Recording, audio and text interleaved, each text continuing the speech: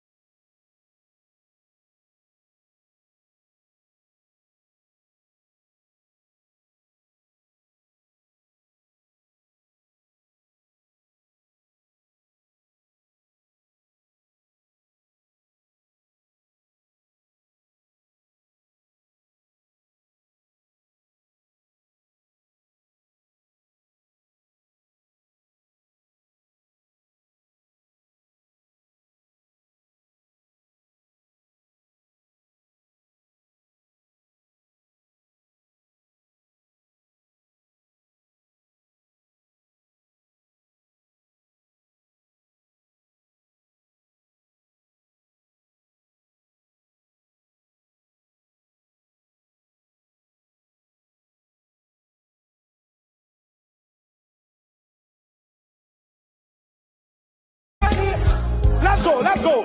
It's a beautiful morning. Na mamuna kwa basronko adeba Ghana ho doju medie so. Ene eye wukuada. Ai da omade ase. Se o ma ne banbo. Ene the divine selection. Aka mene wo ma ende so. Ye da wa ye tia ase. Me nka ye ho a. Enti ye da nyame ase. Ai o hwe ye so ye. Mo ma ende ye tumi asori ma ye tumi ye koye nyu. Ye da nyame quickly, you better you move and Wednesday you me a dijuma and no bad year and munyam. Yeah, we are. I go can see much awami so personal on it.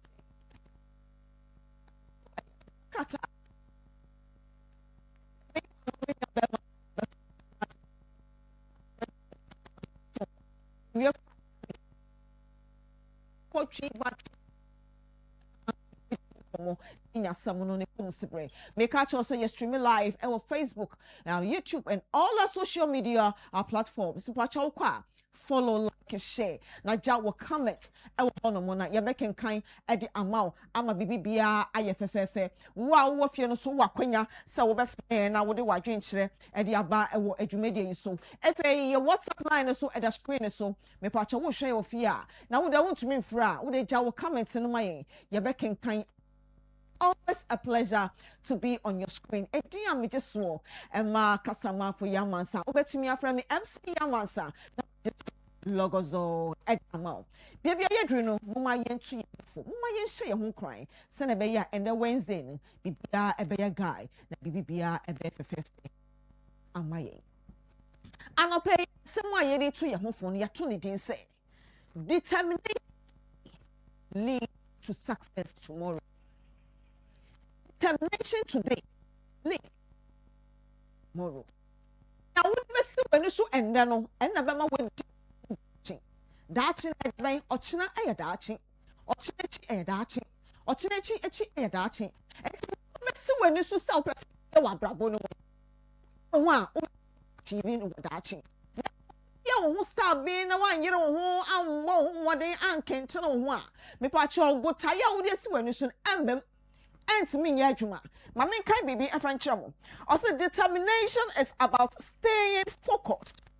Oh. And as long as you have a goal, you can create path to that goal. Moving ever closer to the success you want. What happens if you run into obstacles on the path to your goal? You push through them. You. How determined you no wako no mom say we your whole la start be with I don't care stream from one massa you still make time near esi when so years old china ya dachi o china dachi enti say wo kasa abibiba when so person we how the two oh china be o china no and one that now the best when you and no and ebebim and you man miensa ebebo mo to me determine your friend 3 Ds of success. 1, to embark on this journey map, and that roadmap is guided by 3 Ds of success. 1, discipline. When you're disciplined, yes, when you should to me no. 2, determination. And I'm a 1, you know, who and can't know one. But I need to me bemo fema. If an yato so me asanye dedication. So one dedicated one. Massa, forget it. And bem. Want to me go when you still mark time. Maybe you china na wuchina. And it is something no one can say discipline, determination, and dedication. That's the 3 Ds to success.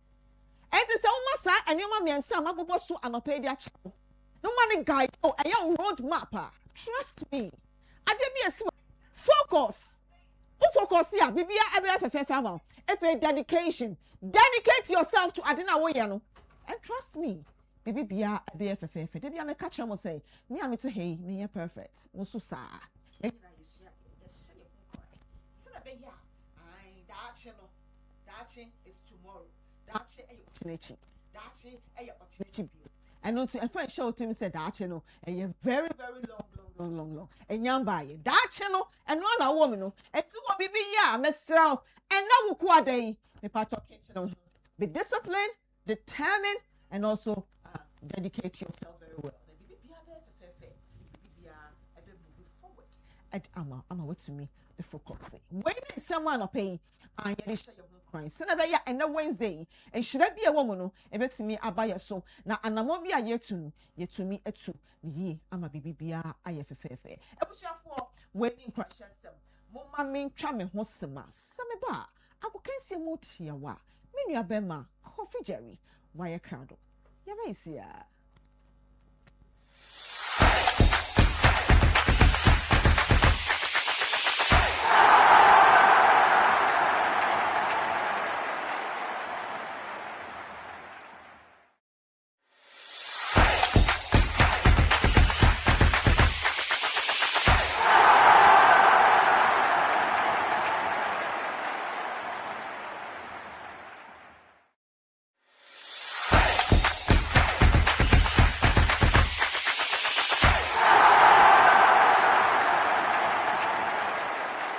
Aseda kasiye enkoma tweri amponya mesawama adepa etimi achi ebomedino eye Kofi Jerry the Ghana saha eye Great Commission TV sena de bia onem no ya hwefo nyina ya mamo achi anapa we se mo nyina de bia munya adaji amode hwe nchia kasiye enkoma Apostle Sylvia ne Reverend Edmolai anapa we omo hwe yan live o bibia omo wo nchia kasiye so enkoma nyina ya papa Chief Apostle Jackson papa or the pai bonnet or the Jumedia no de bia so or the eboya no nchia enso enkoma nyina ya maame ya managers papa na ya anapa we bibia owo no ye chia papa nchia enso enkoma cantona o hwen wo kaswa live o hwen papa enkoma star dwa enso e wo Russia no so e hwen live papa anapa enno na no matches de do na netimi e call so wo Champions League ne mo na nkasa bi enso etimi ko across Africa and na ye de nyina ebe bro na yetimi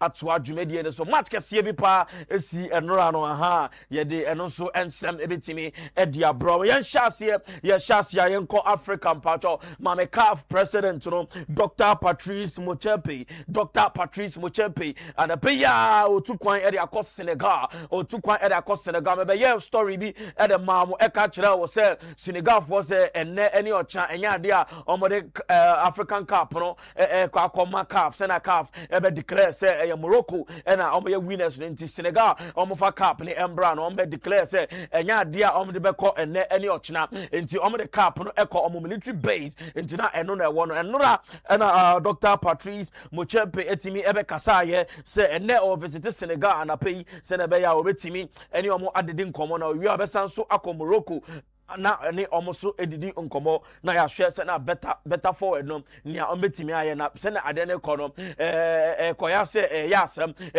tarnish the image of the African Football Association no the CAF no tarnish omo image nti opeso ni we kasa no ni we kasa na over the week no so more reference FIFA World FIFA ankasa omo website no omo timi tweet and omo ne Senegal picture bra na omo page and omo world champions e was soro ho sa enso na FIFA etimi chro ye etina FIFA recognize Senegal as the world champion and Patrice Motsepe enso ebeka se ene obeko Senegal na one omo edidi nkomo ni ebe pie wo mo no ye betimi e dia bro ha wo Great Commission TV. Me pato ye toaso ana ye toaso e West Ham United player and dindi Wan-Bissaka osansu esina kan e de ma de Dr. Congo na ubekaya ye international break no so omo kobo playoff na mo boy no omo timi e qualify at the expense of Jamaica into Wan-Bissaka e call World Cup for the first time and so Dr. Congo e call World Cup for the first time for 52 years na omo ye na omo penny omo CAF penny and omo president that declare say nya dia player bia ebetimi asan akọ respectful club na nemom party kese bi pa ebekoso esanso na holiday e de mark Dr. Congo fu no na wey and Wan-Bissaka wentimi and reported back to West Ham na that time na West Ham and Leeds United no omo FA Cup semi-final quarter finals was almost bought Fauna West Ham etimi elusu sa FA Cup no ewo home omo ball penalty shootout na Leeds United etimi eyi omo fimu na eno na omo coach any board ewo West Ham ka say or the asem no because obe fine one Bissaka na because ewo FIFA mremo no ewo say player bia ukọ after 48 hours no utanso report it back to respectful club now way and mpedifo eka say way Dr. Kogo mpedifo no share that papa and omo blocking one Bissaka say obetima report it back to the club nti omo the charges be eba one Bissaka say na betimi next time we timi anya sabium sai and West Ham United mpedifo no say and omo kan ewo ho me pato yon ko Manchester United ye ko Manchester United they starting Ogate dia omo midfielder obo number 6 e Manchester United omo sign from Paris Saint-Germain 2 seasons ni na we e na omo kan say omo pato Ogate ye wie season na wa pa obebi afa enya dia omo betimi e no aye ejuma biom na omo ni e da player be so be e story be e ka kira o say Elliot Anderson you see na kan e de Nottingham Forest no Manchester United any wo mu papa so England this year nti omeni wo papa nti we enra omaka say Ogate ye wie season a ompe niketemu onko baby na enya de ombetimi ene no aye ejuma mo yentina Manchester United ho na yetena ho Harry Maguire or England this year or sanso esina kan edema Manchester United deputy captain or Manchester United ye woman say another with Timmy I extended a contract at the Manchester United or see is in the blood no United into wa extend the contract no e Manchester United picture no and that we that we nim on in the map and in the club number no number 5 no and no and a boho with me assign extending the contract no sir and a tier e Manchester United asuye ho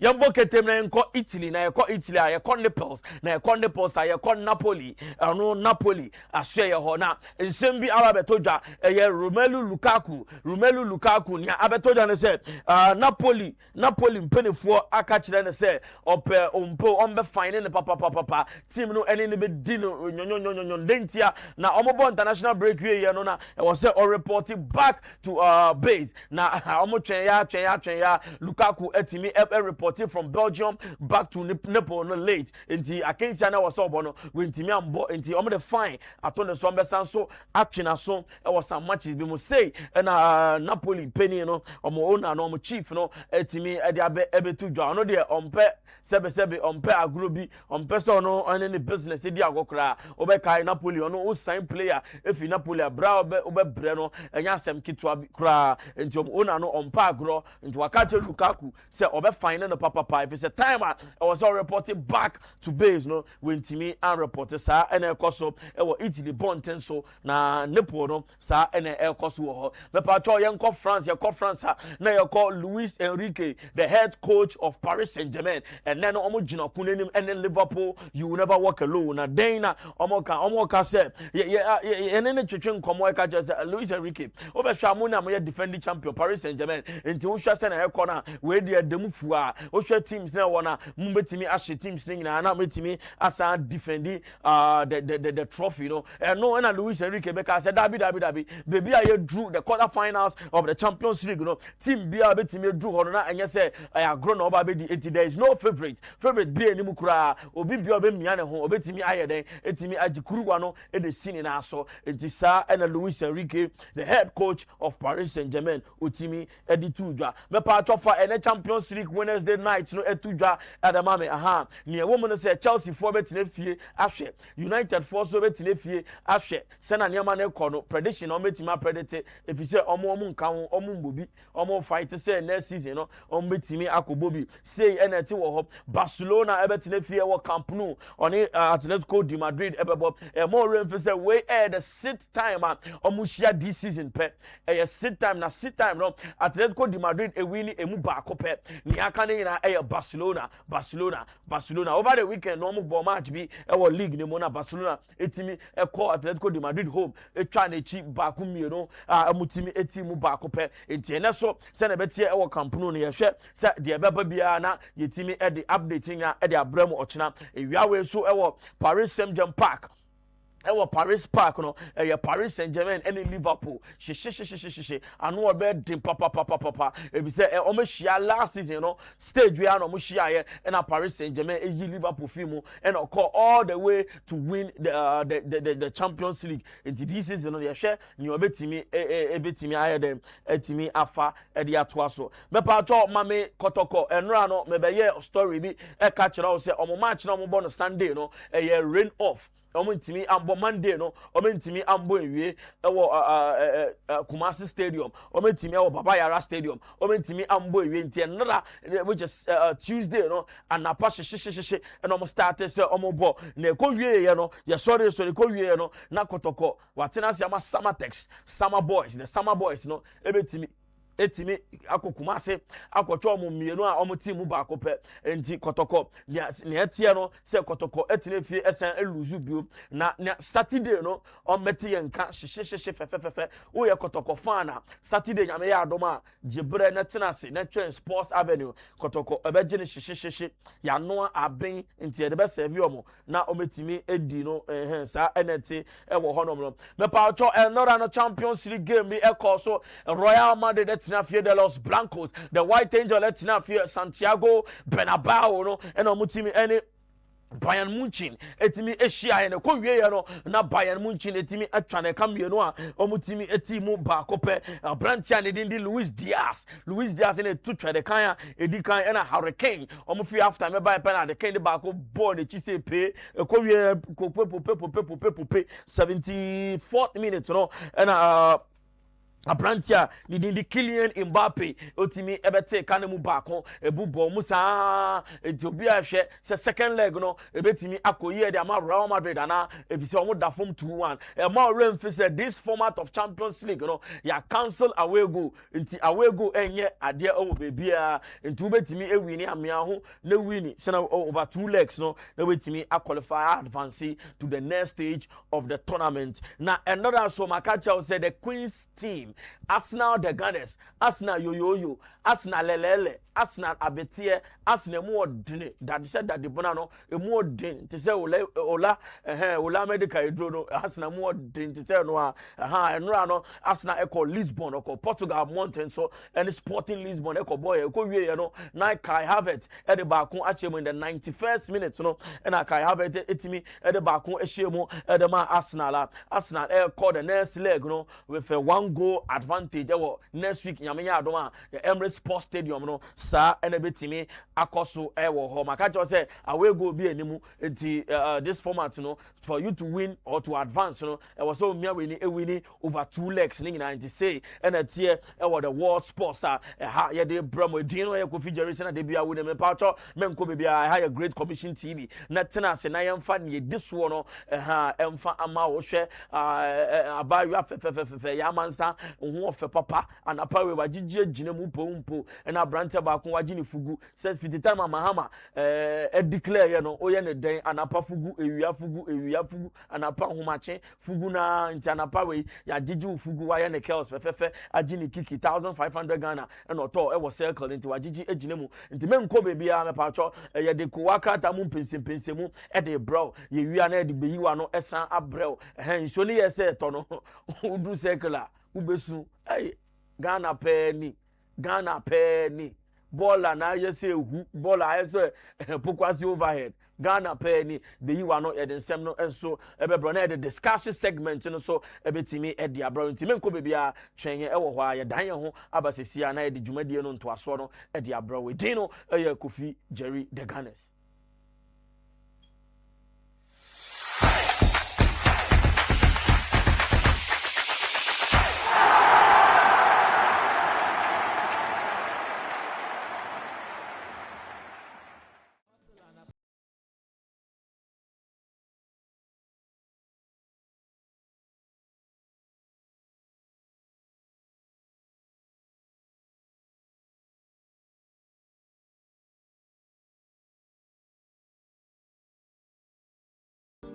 Are you looking for a place to stay? Are you a foreigner coming to Ghana or a non-Ghanaian resident and need a place for a short stay? Then look no further. Jessica's Villa got you covered. At Jessica's Villa, we have well-furnished rooms with fitted kitchen and an open-air ventilation. We have a swimming pool and a rooftop for leisure. We also have a serene environment to suit your needs. We are located at East Legon at Jiriganon, right opposite former President J.J. Rawlings' residence. Call us on +233 205 144 001 +233 591 940 622. You can also WhatsApp us on +447 944 022 187. Send us an email on nanasapon70@outlook.com. At Jessica's Villa, we serve you nothing but the best.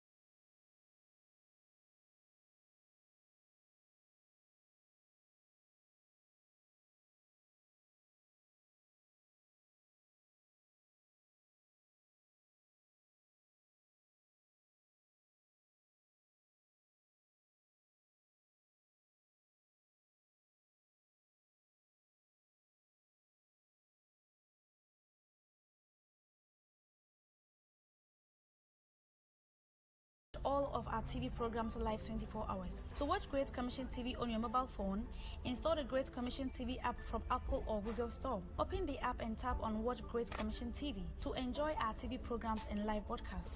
You can also stream our radio broadcast from the same app. Tap listen to Radio SM or Radio GCF to enjoy our 24 hours live radio broadcasts. Great Commission TV app is available on Android and Apple Store.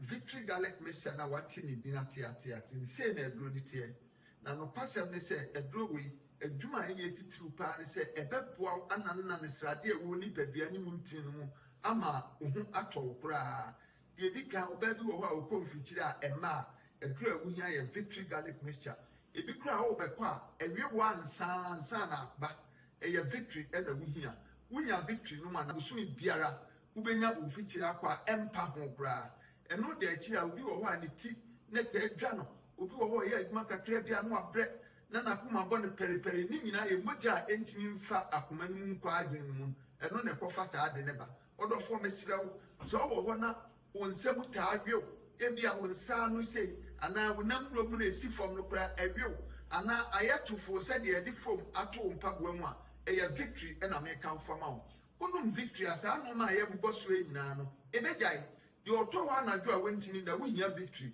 emframa nyankopɔn de ama ye se ye humi wo de wo humi a na wo tie so o bra eye Victory ene betimi aboa wo ye wo bi wo so a wo ho ana ne yema hye no a obi a na ne ka obi a nya ne hwe obi wo so na koma bɔ ne periperi ni nyina mogya ne ntimi ne afusa ne ye wo ni padua no epro awunya ye Victory Garlic Mixture de watwa bra ya bia ya na se kokodue ne nam no no ye ne basa eye Victory ena me kan fo wunya Victory bi no a ebeboa wo se doctor de watwa duro so sane a ubetimi anom Victory na ka waduro won nyina ne se sɛ waduro no na abɛnom a meat aduasa no anum wei so na abɛnom a no anum victory no so akyi meat aduasa woyɛ ne sɛ biribiara bɛde kama ama wo sɛ wo nan ase taata woyɛ agya ho adwuma a mesrɛ wo aduru a mekamfo ama woayɛ victory garlic mixture mesrɛ wo nnipa no bi adi adanse a yɛpɛ sɛ yɛfa wɔ ma adanse na tie na sɛ wo so kɔtɔ a wobɛnya saa adanse korɔ no a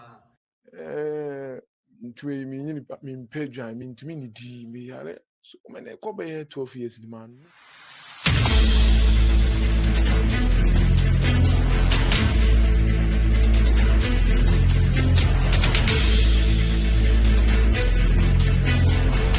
Ebusiafo ya da maso se mwajebre atwenye ama yakwaji agokensie tia efi yenua bema Kofi Jerry honomu baby ayadru no ayekro wakata aba montene so no naposo na meba besisi so ede amamo no na se wi a menua bema na najuma prempe ene Shafatu ai ommedo so mu na asamo no yehu senia ekọ no ntisa brejebre na kakra na ewo so no memubo naposo enfema mu anopen yen hyasie na ye hyasie a me the daily graphic and me de hyasie amamu anopen daily graphic and me de hyasie e de amamu na mo hwe front page na his excellency John Dramani Mahama ni foni ene Lyon France Paris Mampeni omufoni na da hono so one health agenda Mahama rallies action against health threats and initiates move at Lyon summit and no at the Hanomo engineers and planners wins Denmark mine lease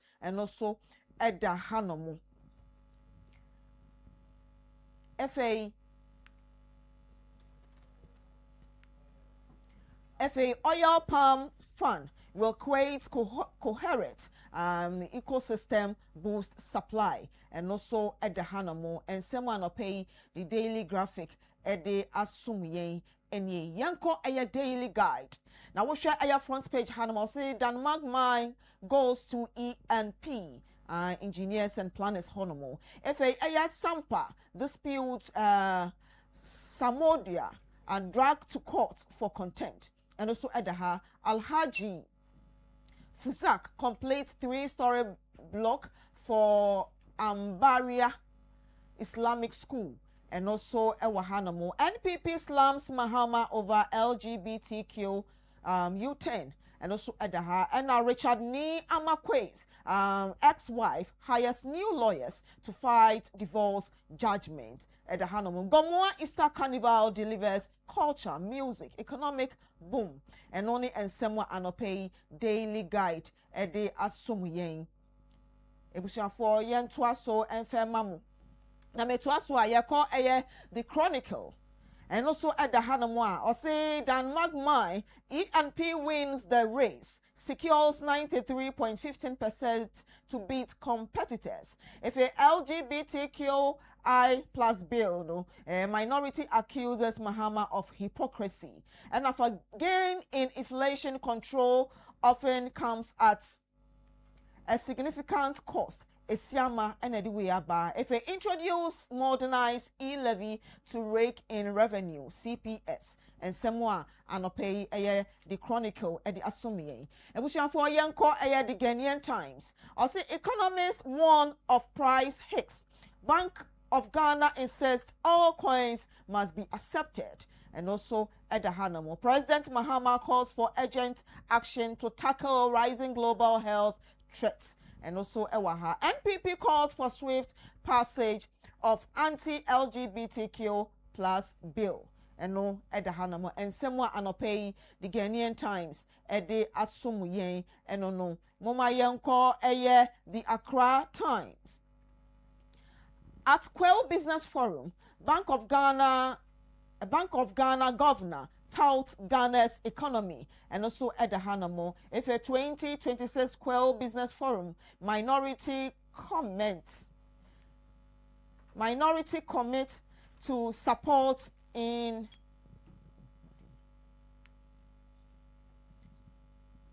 it was for me to also at the Amamo. If a Mumayan share okay, 24-hour market for Bimbila Minister Ali Adolf cut short.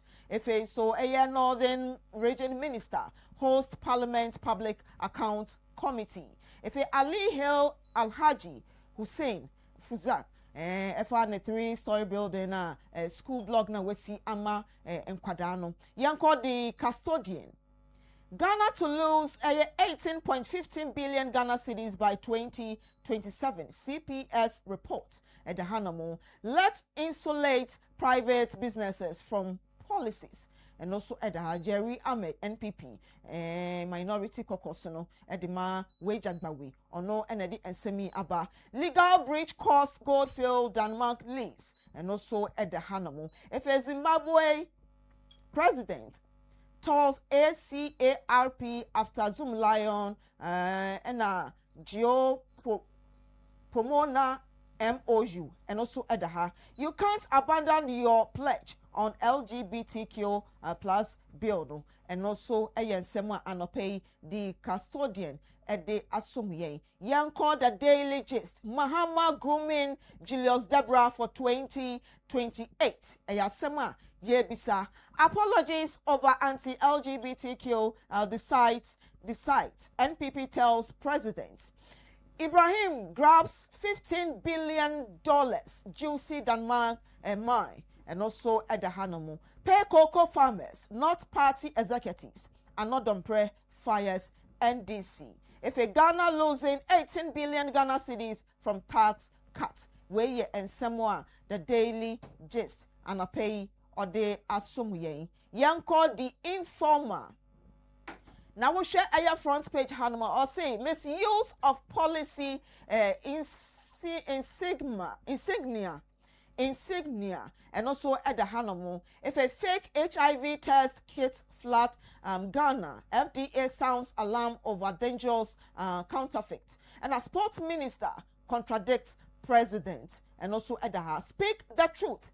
Be measured in criticism. Afenyo Ken advises politicians. And also at the Hanamu. If a Magawan, a Zimbabwe president visit Jospon Group. And also at the Ghanaians urge to embrace good values. Yanko Aya, the new publisher, stop the witch hunt. Minority demands end to political victimization of Ghanaian businesses. NPP wasting our time with LGBT issues. Felix Kwachi Ofosu and Ediwe Aba scrap levies to cost 18.15 billion Ghana cedis revenue loss. CPS won. Weni and Sema, the new publisher at the Asumiyen, Yanko the News Center, Anti-Fraud Center to track and stop digital fraud instantly. And also at the Denmark mine goes to E&P. At the years of on-site experience, equipment ownership give E&P decisive edge. And also at the toilet locked at every girls SHS risking students' health. And also at the get fund to sanction shoddy work contractors. A J and a Diaba. If a tough trade-offs drive monetary policy decision. Dr. Esiama Enadi and Semi Asumie and Opei ewa the new center. Yanko the Daily Statesman. Richard Ni Amakwe divorce war enters new phase. Wife rejects a 300K deal. Heads to appeal court. At the Hanamu, NPP, Mahama, NDC in grand deception over anti-LGBTQ plus bill. And also at the Hanamu, Media Coalition pledged support for NIMO's anti-Galamsey effort. A year after, Secretariat calls for deeper analysis of intra-African trade. FA want to meet rallies NPP based in Greater Accra. And someone anope the Daily Statesman at the Asumiye. If a yanko the Ghanaian publisher, Niamfa and summoning in our FNC. Richard Ni Amakwe's ex-wife fight divorce ruling with new lawyers. Detach politics from businesses. Minority Nadine Semi Atuja. If a Gomoa Easter Carnival boosts local economy. NPP pressures NDC on LGBTQI+.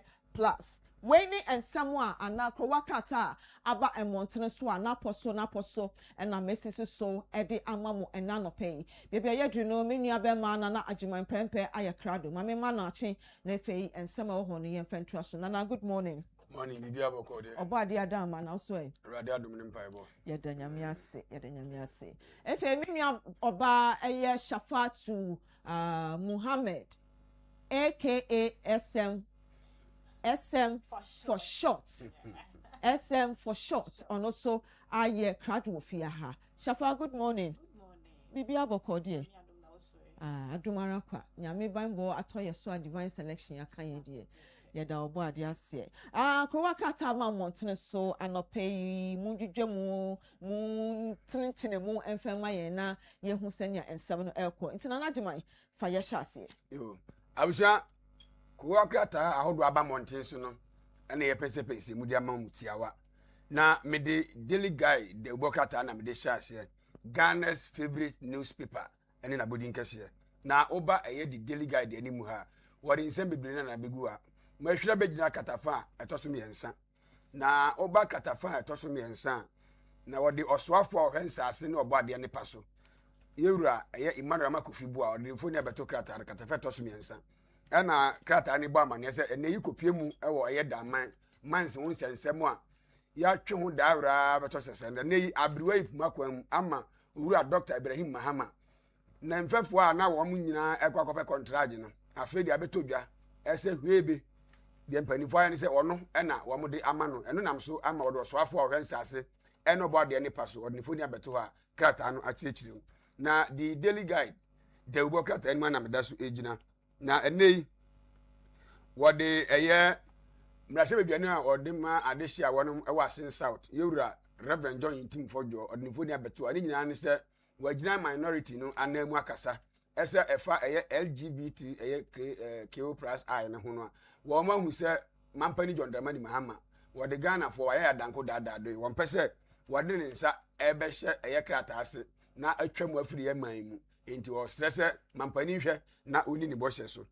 na mame emfa baaku ntwam ebere ni ntimi mfa baaku ntwam e wo krata ye chi na oba katafa etoso ensia wo se kopie mu e wo eye sampa entokwa basabasa ya menteme ho ase ne no nam so amopani baaku a wo susu se ne ho ebon mu ene nsensem otwe ne ko gina Kumasi High Court no wani court no hyehyere so enti sade wo ka no eye potoka sem se eye contempt ne ebi achi no a wode tabono atu ne tiri so eso wonhwe na o megina court na ontimi emra emekyerekere ensem mu we ni sem kakra me de etwam ewo de daily guide de Krata no Shafa.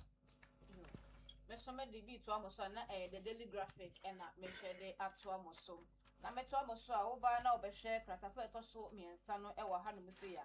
Nyina apomuden ho ensem ya mampanyi His Excellency John Dramani Mahama ekokopie ho of France emai nemu ya one eho eye president ekokodi ehema na nyina eye summit na efa apomuden ho ensem na apomuden no enye nipa kwa eho apomuden ho ensem efa emoa ho impo environment ene ewiemu de nyina so eka ho sa na be apomuden mapa ebetimi ene afa ne tamapa efra eno ho ehye no kokoshe ye se ba ne ebibrem eha no museya enu tini endam so ma akere se mampani His Excellency John Dramani Mahama ehye ede enase esonokopa eko ede ma France mampani no ono ne din eye Macron ai owura Macron asa His Excellency Emmanuel Macron na ode eyi enase nsem koma no so waya de pa so wo hwe ye ama eye collaboration etimi akoso ewo eye wo hwe inyumakuo akese eye enan entemu ya wono mo enen international organizations the Food and Agriculture Organization and I don't know what United Nations, the United Nations Environment Program, and also our World Health Organization, and organizations of animal health, and also so no omotimi ashe, yeah, no kwa ashe omotseno, ewo 20 himpo 2016 mu hanu bebe na ohwe ete no ochire se waya de papa pa se wahwe ama pobodi ho sem ho ehia no na enu ti ne egusu egina ebrane we ye na sesem a eye mampanyi eko eyi ode ko de ma eye mampanyi drum France mampanyi ni ya wahwe ede ma no ya ne foni ewa hanu kama na meto aso a na eye EP eno wo kratafo eto so du miensa 13 Osha ena nanyi na efa engineers planners eno no eye CEO oda no Ibrahim Mahama ono no ena eda company no ano nanyi na efa eye Dama Mines ensensem ya mo hwe ye na oyisa EP eye Mines company ni efi ho ana 4 makoma 4 eka ho ya mo nyina ekoko gina akensi ano a afere be wi echire no eye EP afa na wo hwa eye elikansa papa edema campaign omo so mo hwa na kire se EP Mines no ono na wa honden ya wo betimi ahwe Dama Mines so ni to mogemu ede ama nende akwakwa enigesem ede ama owura Ibrahim Mahama ene ne campaign no ho ensem wo ha afa ye to aso so a ne edi ho eye palm oil ho ensem 20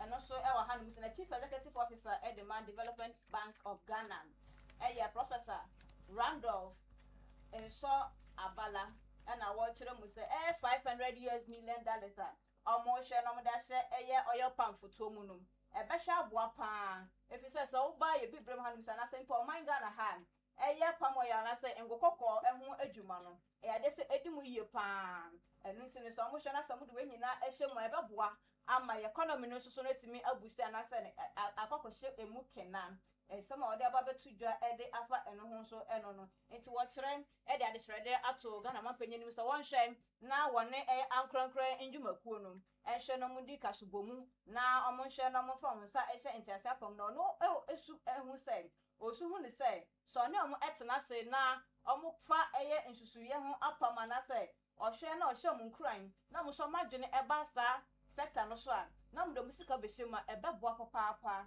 ama ya foto etimi akosoro na aboa ma economy no so no etimi egina brane na yonko Mamimfa eye bresesem ngoma the chronicle the bureaucrat and entoaso na me her story e wo katafeto so dunisia na wode amrado ya woda sika krabia bata Bank of Ghana no yewura Johnson Pandit esia ma odne foni abetokrata na chi ene oba amane se enei se obepie mu a the friend say inflation no a drop na oka inflation a ni nyina che se de enema bo ekosoro kwankwam no eno no esi entimi nkoso bi na wode ekwansi ahodo a Ghana fo de yepe agya yidi ni wakamu asem sisi ade wo a wode saa mbran be hye wunsam na wabomoden atimi ede opa ayen danta wasrema oboma mane wode eye osoafo a oda santimantem na no yewura Dr. Frank Amwakohene wode foni abeto ha na wode osoafo a ohwe adwadie ene efidinwuma nsem so ono so wode foni abeto ha eye maame Elizabeth Fusu ajare na adwumadie bi ekoso e wasantimantem mu se omanfo bekaye a Dr. Frank Amwakohene edi dwumadie bi aba ofren se Asantefix no ena wonma pa ho ntoma biom na dwumadie nase ena owura eye Dr. Frank Amwakohene ojesi pini apaso wakasa no ena o chechem si we ebeboa ama economy ho nsem agina Asantemantam mu ena eye amane ne ayi nyina ebetimi akoso kama a oguso ebomu amane na katafa etoso miensa ewo the chronicle the bureaucrat mu ena wode osoafo a wohwensase ena obo ade ne paso yewura Emmanuel Amakofibua odi mfoni abatokrata ne katafa etoso eye miensa ewo the chronicle the bureaucrat anu na ni nyina efa eye Diamond Mines ho sensem no de nei owie owura Dr. Ibrahim Mahama eye ensem ahodo a womanfo a onom kosi akansie ni nyina ne se obia pempanimfo se akonwa to a adesie nyina prebi na we de omu nyina akopre ye no na Dr. Ibrahim Mahama ene watimadi mu enkonimu a eno so wachechem sesi ade Diamond Mines eye Dr. Ibrahim Mahama ene nadwumaku a friend se engineers and planners ene nei onu adi mu enkonimu a the chronicle the bureaucrat no abum amane Safa. Yeah, the trust on the Ghanaian Times. And so who ko wa krata na me de eto aso e de ama wo na. Ye ko eye krata fa eto so eye du miensa no eno so nyina fa. Eye France anamotu a mampanyi ebo aproko honomom ekokosra honomom mampanyi na nyina ye summit e fa apogudi ho nsam na omohwe e de hyehyɛ so e de fa apogudi e fa mo ahom impo wiem ene enyama etwa hu nyina ehia se ne be am apogudi ho nsam e betime ejina ne nan so no en ho nsam na kyerɛ sɛ nyina ekɔ so a omokuche dia babegu eye ikratafa eto so du miensa e wo the Ghanaian Times na ye to so na kratafa eto so du miensa honom na eye enfoni e wo ho eye opening fojo na wo kira NPP fo no kire say mampanyi John Dramani Mahama won share say na won kai say eye abra ope ababetina akonya no so no na ne okọ manifesto campaign a na wo ye na ne teacher sampa na sa bota na esi na ni so pa o ka to Ghana fo etrim wo say ni to mo hwe no mo to abama no na LGBTQI+ hon sensam bi nyina eka ho bi a wo hye oman ne bo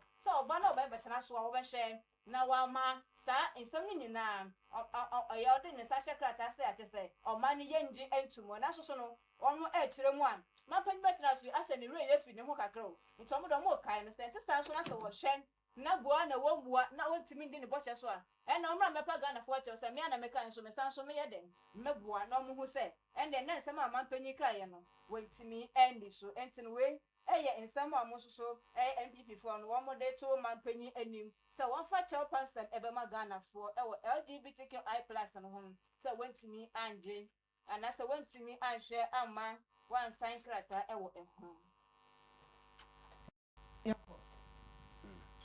Esi.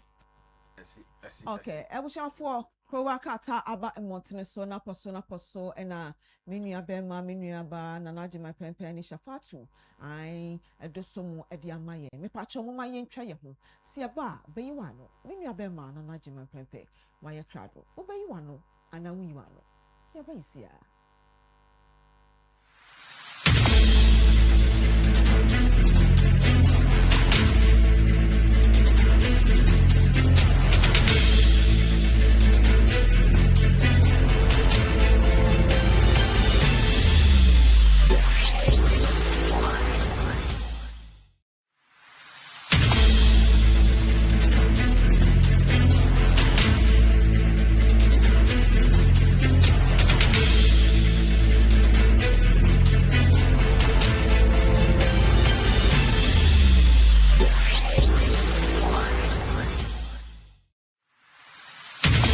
for me wakwaba e de ba Dr. Mensa Herbal Clinic. Dr. Mensa Herbal Clinic many penny kwankyerefo a me da Dr. Mensa Herbal Clinic ya no a ma hotedin anase mabodin bi ne Dr. Wonder. Enokure ne se omo enim Dr. Mensa ho asem nimu se ebibiduru a ye de kan nipa me dipanya na yale sade. Uyi Dr. Mensa firi mu enye yi. Na no nso nti no ama ye dwumadie o man Ghana mu ni wiase nyina no akọ nanim aduru akiri. Enu nti se koba se bibi ha ofa yale ho na ye nhwe han ye din tena ho e ma de ni di unya kopimo se be se o kora de na che se wa yemfo so opi ye kan ye wo bibi duro a etu atosi bebiri ya obi ya kan de ho asem se eye na waso Dr. Mensa de ahweda yale bi wo no mo abetena wo so wache e na wate din no a se o na se o yale de wo Dr. Mensa ho no mo a ho beto bato waje ho achinyi atena ho no mo amade no ba bi e de wo ko no ya yehu mesro ba bi a wo bi a wo hwe me sabre enye nhwe han da nye sa yale betimi age wo no ma wabrabo no hye bre firi wo nsem yale bi e tete wo bi afo ni chiri mo Dr. Mensa Herbal Clinic ye nkora bata na bi wo enkran e bi wo kumase ba bi a wo bi a so pese ye delivery service de aduru bi bre wo a ye betimi de abre wo na tie eni kasem ba ko mu ne se wabrabo mu no se wo bobra na se no ma entoto yie ma wo a na e wo se wo hwe wo hyebirim na hyebre ne hwehwemu no e ho no mo na asem wo no obi se mi dem ye Kristo niu na Dr. Mensa de wo kan me ye de na ma hwe me hyebirim ene ni tia wo twemu ne se ye wo bibi e fe ne sasa a yetimi di ni nya maka ho asem a won so watie mi ahwe me a wo mpe waso nye wadwen se wo pati sasa de bedi wachi a hese no ma bebrebe wankasa sikato nsem wa na hye ade abebi a enye yi ye wo wa besi saa ble bi kura mpa wo ni kapre da wa council mu saa no ma we nyina ye no ma ye fe ne sasa e bedi wachi a edi wunya so ho obi wo no ma o ne ho ofe oba wasi so otimu sen ka we de nka oba kama otobro si e obosi kama enso no be ma se ne pe ba ko mienu eno ano no wonfre ne biu adwuma na obekomu a ne yayi na di obi wo no mo nso akɔhwɛ adwuma bi a ne yayi na di kyese bibia obeye bia ba bi obi a fa obekɔ no nko a wo fa onkɔ de ya eye tumi edi wachi a wanhwe ya obegye wo ho akyinyi a wani beba ho so no wanyina duru bra o kwa no na brabo mu no wanya no ma bia na se boafo bi am obi anyi wasutra obetra ho no mo saa do nsa hye odam ni fam a long last na no ma ka achi edi sasa bedi wachi a ese wo no ma bebrebe ne oduro bi efe ne sasa duru ye dwale ne nenson wo ba na ba ma wo dwale se duru 7 days ya setumi bi di wachi ososo daye basa ana we bibia enye yi wutu kwan na se bibia wo ya enkoye ma osikasem ana wabra bomu no no ma di wachi a dwale sasa duru unya dwale bi si pe eno ano no wade wo ho ena obi wo no nso obi enanum se wo kasa sente ya na efiri mu ba no ya na enye kora o enum kankan ya yale fon maka ho asem a senka wo num a wo ba kora a wo no wo no eni se obi a halitosis yale yi ha wadwen no ye waduru a wuntimi ma yaso ye kora ba bia obi a na betumi asende waduru ebi na aboa obebribe ena mo amoma nso atu egu nubone so omo nom se wo ba wo num nubone na wanom wa ba bia de na duru no ye de na kodi chia wo de a wo be ye ne se wo be frɛ Dr. Mensa Herbal Clinic for se doctor menso me ba wanom nubone a ma ba bia waduru no de nyame ya memo ya sei ye waduru a wo de fra na dua ne ma ne di a ontimi nkɔ dua ontimi nkɔ nubone no ho biu se bibi biala a ye nubone a oba no watu aguso a woyo no wo de frɛ yen ye be ma woduru a wo de be fra na dua ne ama na die enti e ma ne hu kura na a stopping bi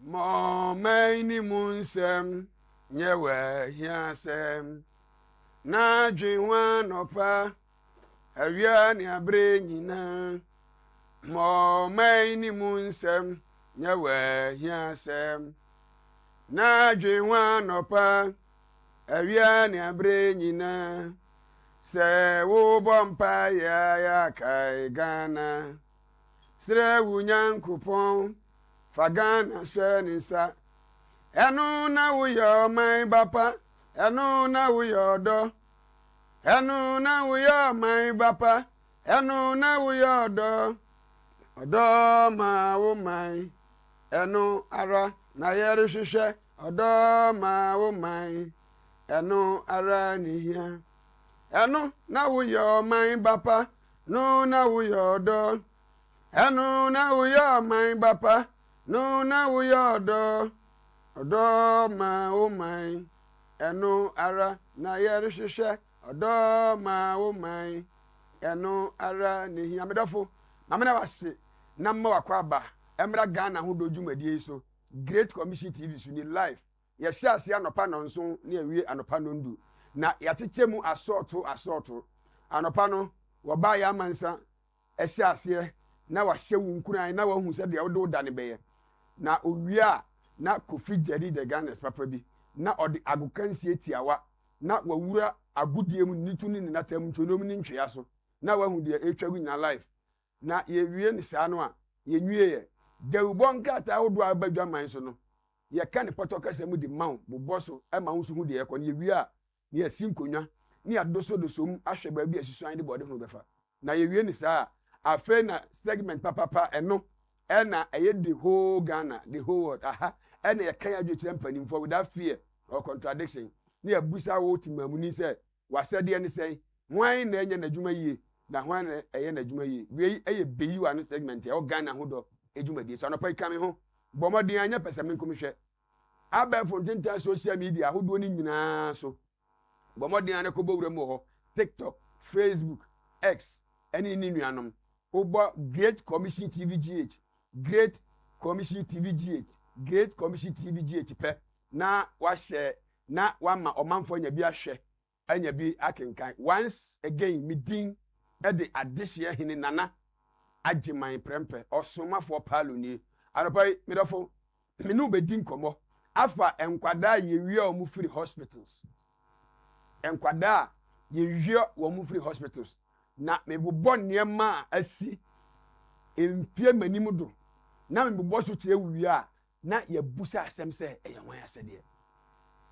enkwada ye timi ko wie o free hospital krofo bi a moda na ohuri emoja mpom tirimu na obi anyi sei abosome nkro emu ntasutie ukoye kura ase ya maame nom na emobo keke ade a wo nsusu se wo beye no eno na sakwada da ya maame nom yemu a oye na obi be nyim abosome nkro na wawo 7 preduasa ebinim emoje ebetu omni ade mai obi kura o 7 preduasa wo bewu awie no akira ade kura be batimi bɔ ne yade na okwabrane abɔ pran asam ne nan adwen sa adwen we se me de me nyimbi se awo kura na menya meye aduro na manya wo na emo menyonko mre na me nkofa no abonifo anko hwe o de onua hwe o screen so wa boni tirimu pose emema bu aware abu wo mpa bi se ne wanware kura na se obi wo ho na se otewase na ne betena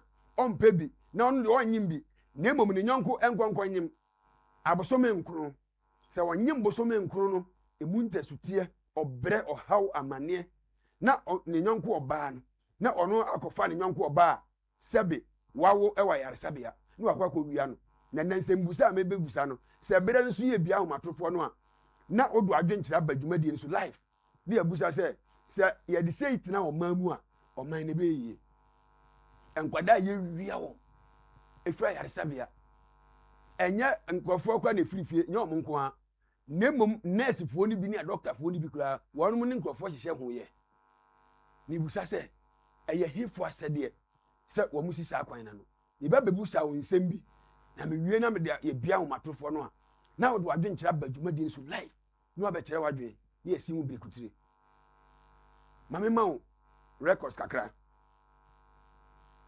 abusia in 2014 listen to me carefully in 2014 Komfo Anoche ayaresabia in 2014 Komfo Anoche ayaresabia Komfo Anoche teaching hospital ewo Kumasi Asantemantam in 2014 enkwada wodo a eyira ye ne records ebetu dwan eyempim manim do na obusa se eyehwan asede enkwada eyira in 2014 o Komfo Anoche ayaresabia na etwansu mu na yade na eya mi busa no pay se ko ba ne sei ene free 2014 beto sese yentimi sisa de na no kwan na bi eda so ekoso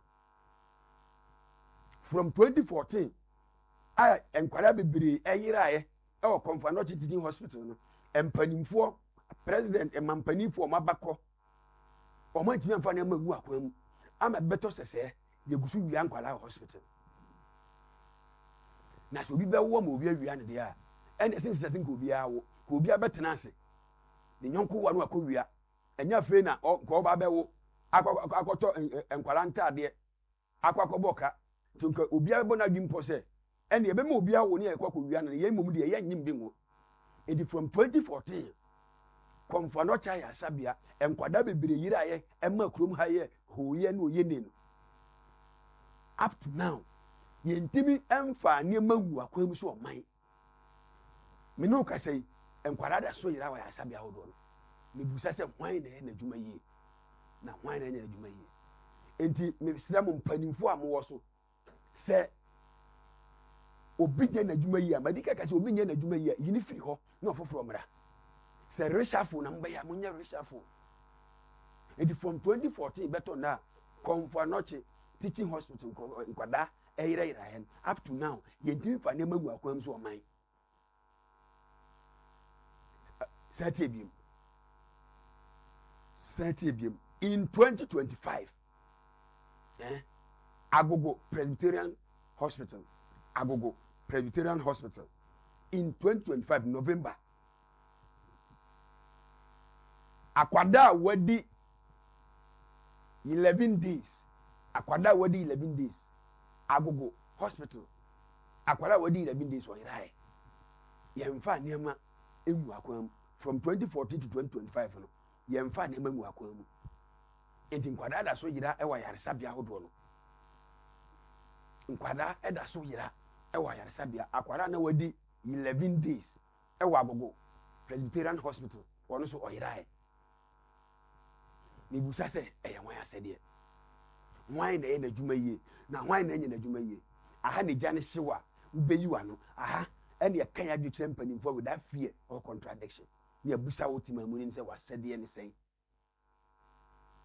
wobɛyɛ wasɛdeɛ yie sɛdeɛ yɛka ya adwene akyerɛ mpanimfoɔ a yɛbɛnya biribi agyina so mpanimfoɔ si nifra ni bɛto boaboa na nnansi bi so eti from 2014 a nkwadaa mpem manim do ɛyeraeɛ ɛwɔ Komfano Teaching Hospital no yɛamfa nneɛma mu akwan mu a ama yɛsan report bi 2025 ɛwɔ Agogo Presbyterian Hospital.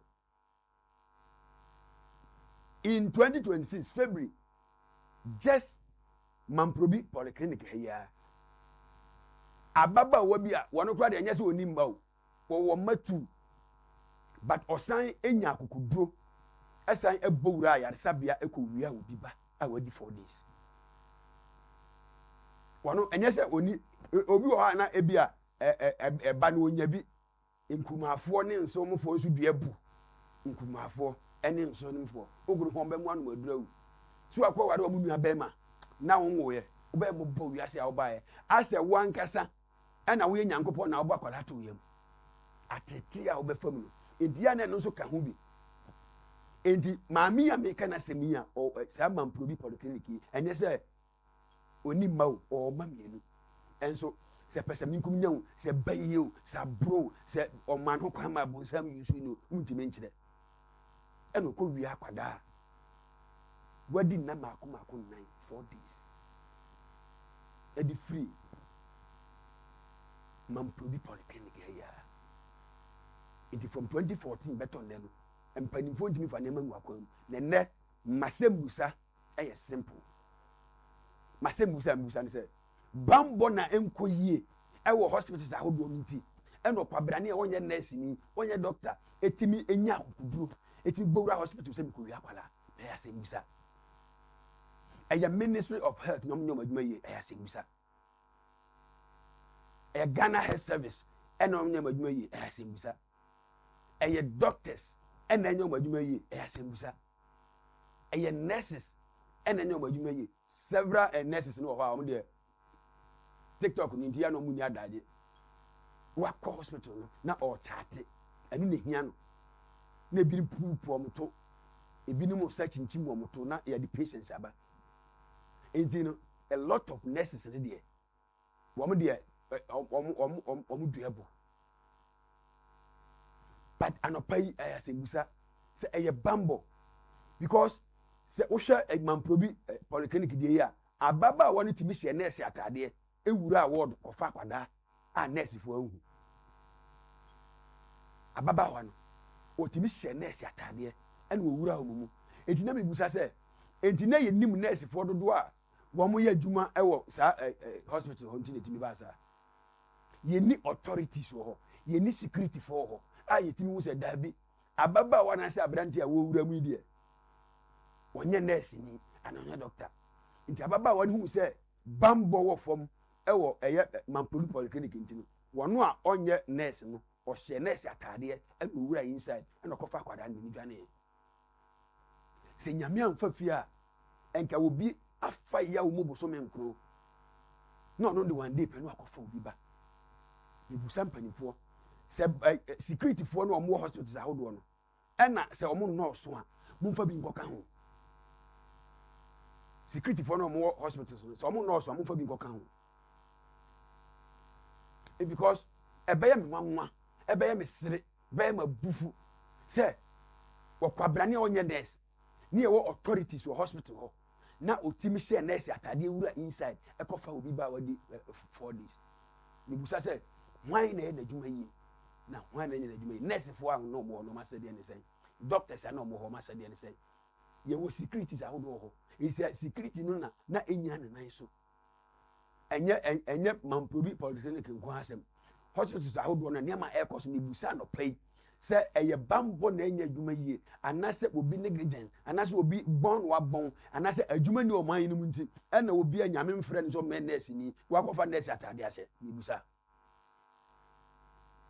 ɛnyɛ ɔsɔfo ɛnyɛ evangelist ɛnyɛ prophet nkwa na calling adwuma ɛyɛ calling na de bia meka masɛm sɛ obi wɔ hɔ a mote compound house na mote no na wahu sɛ me maame wɔ hɔ na ohu sɛ me maame ba no ɛyɛ nsɛntwerɛni no a ɛyɛ me frɛ no a ne ba na ɛnyɛ ne frɛ no nsɛntwerɛ adwuma yɛ ne frɛ na ɔse ne ba ne nkɔ bi nti ɔbɛtena tv so a na ɔkeka nkwasi asɛm obi ne nyɔnko ati fie wahu sɛ ne ba ne yɛ nurse atade yɛ ne fɛ but ɛnyɛ ne calling wahu sɛ ababa a ɔyɛ aberante osuro mogya ɛnso so maame ne hyɛ akwalaa ne sɛ ɔnyɛ nurse ni meanwhile nurse ɛmfata no meanwhile ɛnyɛ ne frɛ sɛ ɔmɛ nurse ni enti sɛ ɔkɔtena hospital a deɛ ɔbaakɔ yɛ ne hɔ sɛ ɔbɛhyɛ atade green no ne mu ɔbɛtena tiktok ama yɛabɛbɛfa obi ba dena kɔ mebusa mɛsrɛ ministry of health Ghana health service wɔsoafoɔ hɔ apɔmuden nsɛm so ɛna no wotu anamɔ bi ma ne gyeeɛ atifidi ma ntɛm hɔ wotu anamɔ bi saa na ɛmehwehwɛ saa ɛna Ghanafoɔ hwehwɛ wɔkɔɔyɛ no nursefoɔ a yɛrecruit wɔ no bebi hɔ mo qualify eti ɛma de ɔda hospital nano no wɔma ne de n'adwuma to hɔ yes saa na ɛsi ebu ɔman yɛresɛte ɔman a yɛresɛte adwen yɛresɛte sɛ obi na enye n'adwuma yie a saa nsɛm yi akwada yi a wɔyera hospital hɔ yi efiri 2014 mepaakyɛw yɛde nhwehwɛmu abɛtɔ dwa yɛbɛka sɛ nhwehwɛmu so yɛboa eti up to now nhwehwɛmu metɔ dwa ɛmi ehu deɛ wɔyɛ n'adwuma yie wɔ hɔ ɛnde wɔnyɛ n'adwuma yie eti nurse for doctor for omu wia nkwala ton da saa so na obi su firi baabi no abewia no efiri sɛ adwuma nkɔso yie wɔ hɔ ɛyɛ wɔn asɛ deɛ omu wia nkwala ton da omu wia omu ton da na watimi ahwɛ nyame anim sɛ nurse ni doctor ni ana obi a wotimi amuni a wofiri fie watimi ahwɛ nyame anim ɛne bonsam atikɔ abetam obi ba wa no wanyem no so menko onya adwem bɔne ni a onya ohuri a mogya mpa utiri mu a wobetu saa na mo no awɔ yayaaya ya busama abra mo bre emu mpesutiɛ emu hospital kɔ obi wɔ hɔ a ɛnante kontimi nantibi ukɔ yɛ kura ase a wohwɛ maame no mfa yafunu ɛne 7 preduasa ebirim tete yɛ ane akyi ubusa na ɔsɛ yɛ ni hwam ɛnyɛ ne pɛ ɛyɛ ɛho tete ni bia ukɔ kura ase a na yɛ maame no afa yafunu na ɔmo tete anwea na ɔmo di oka so wa more dam so bedi anwea but they abeto ne yam no ohu bibi e na kono ne maame no mafa we mu nyina na wo ye doctor ni nurse ni ye de adwuma hye wonsa wo ye security e hospital ye de adwuma hye wonsa na watimi atena ho ahwe amia bibi akwada ye maame no awo no na wo ye wo ti se ya ense se ye ka oman kura ense se nka wo tena oman no because unnim wadwuma wadwe ase wo nye papa ni busa mpanimfo se efiri 2014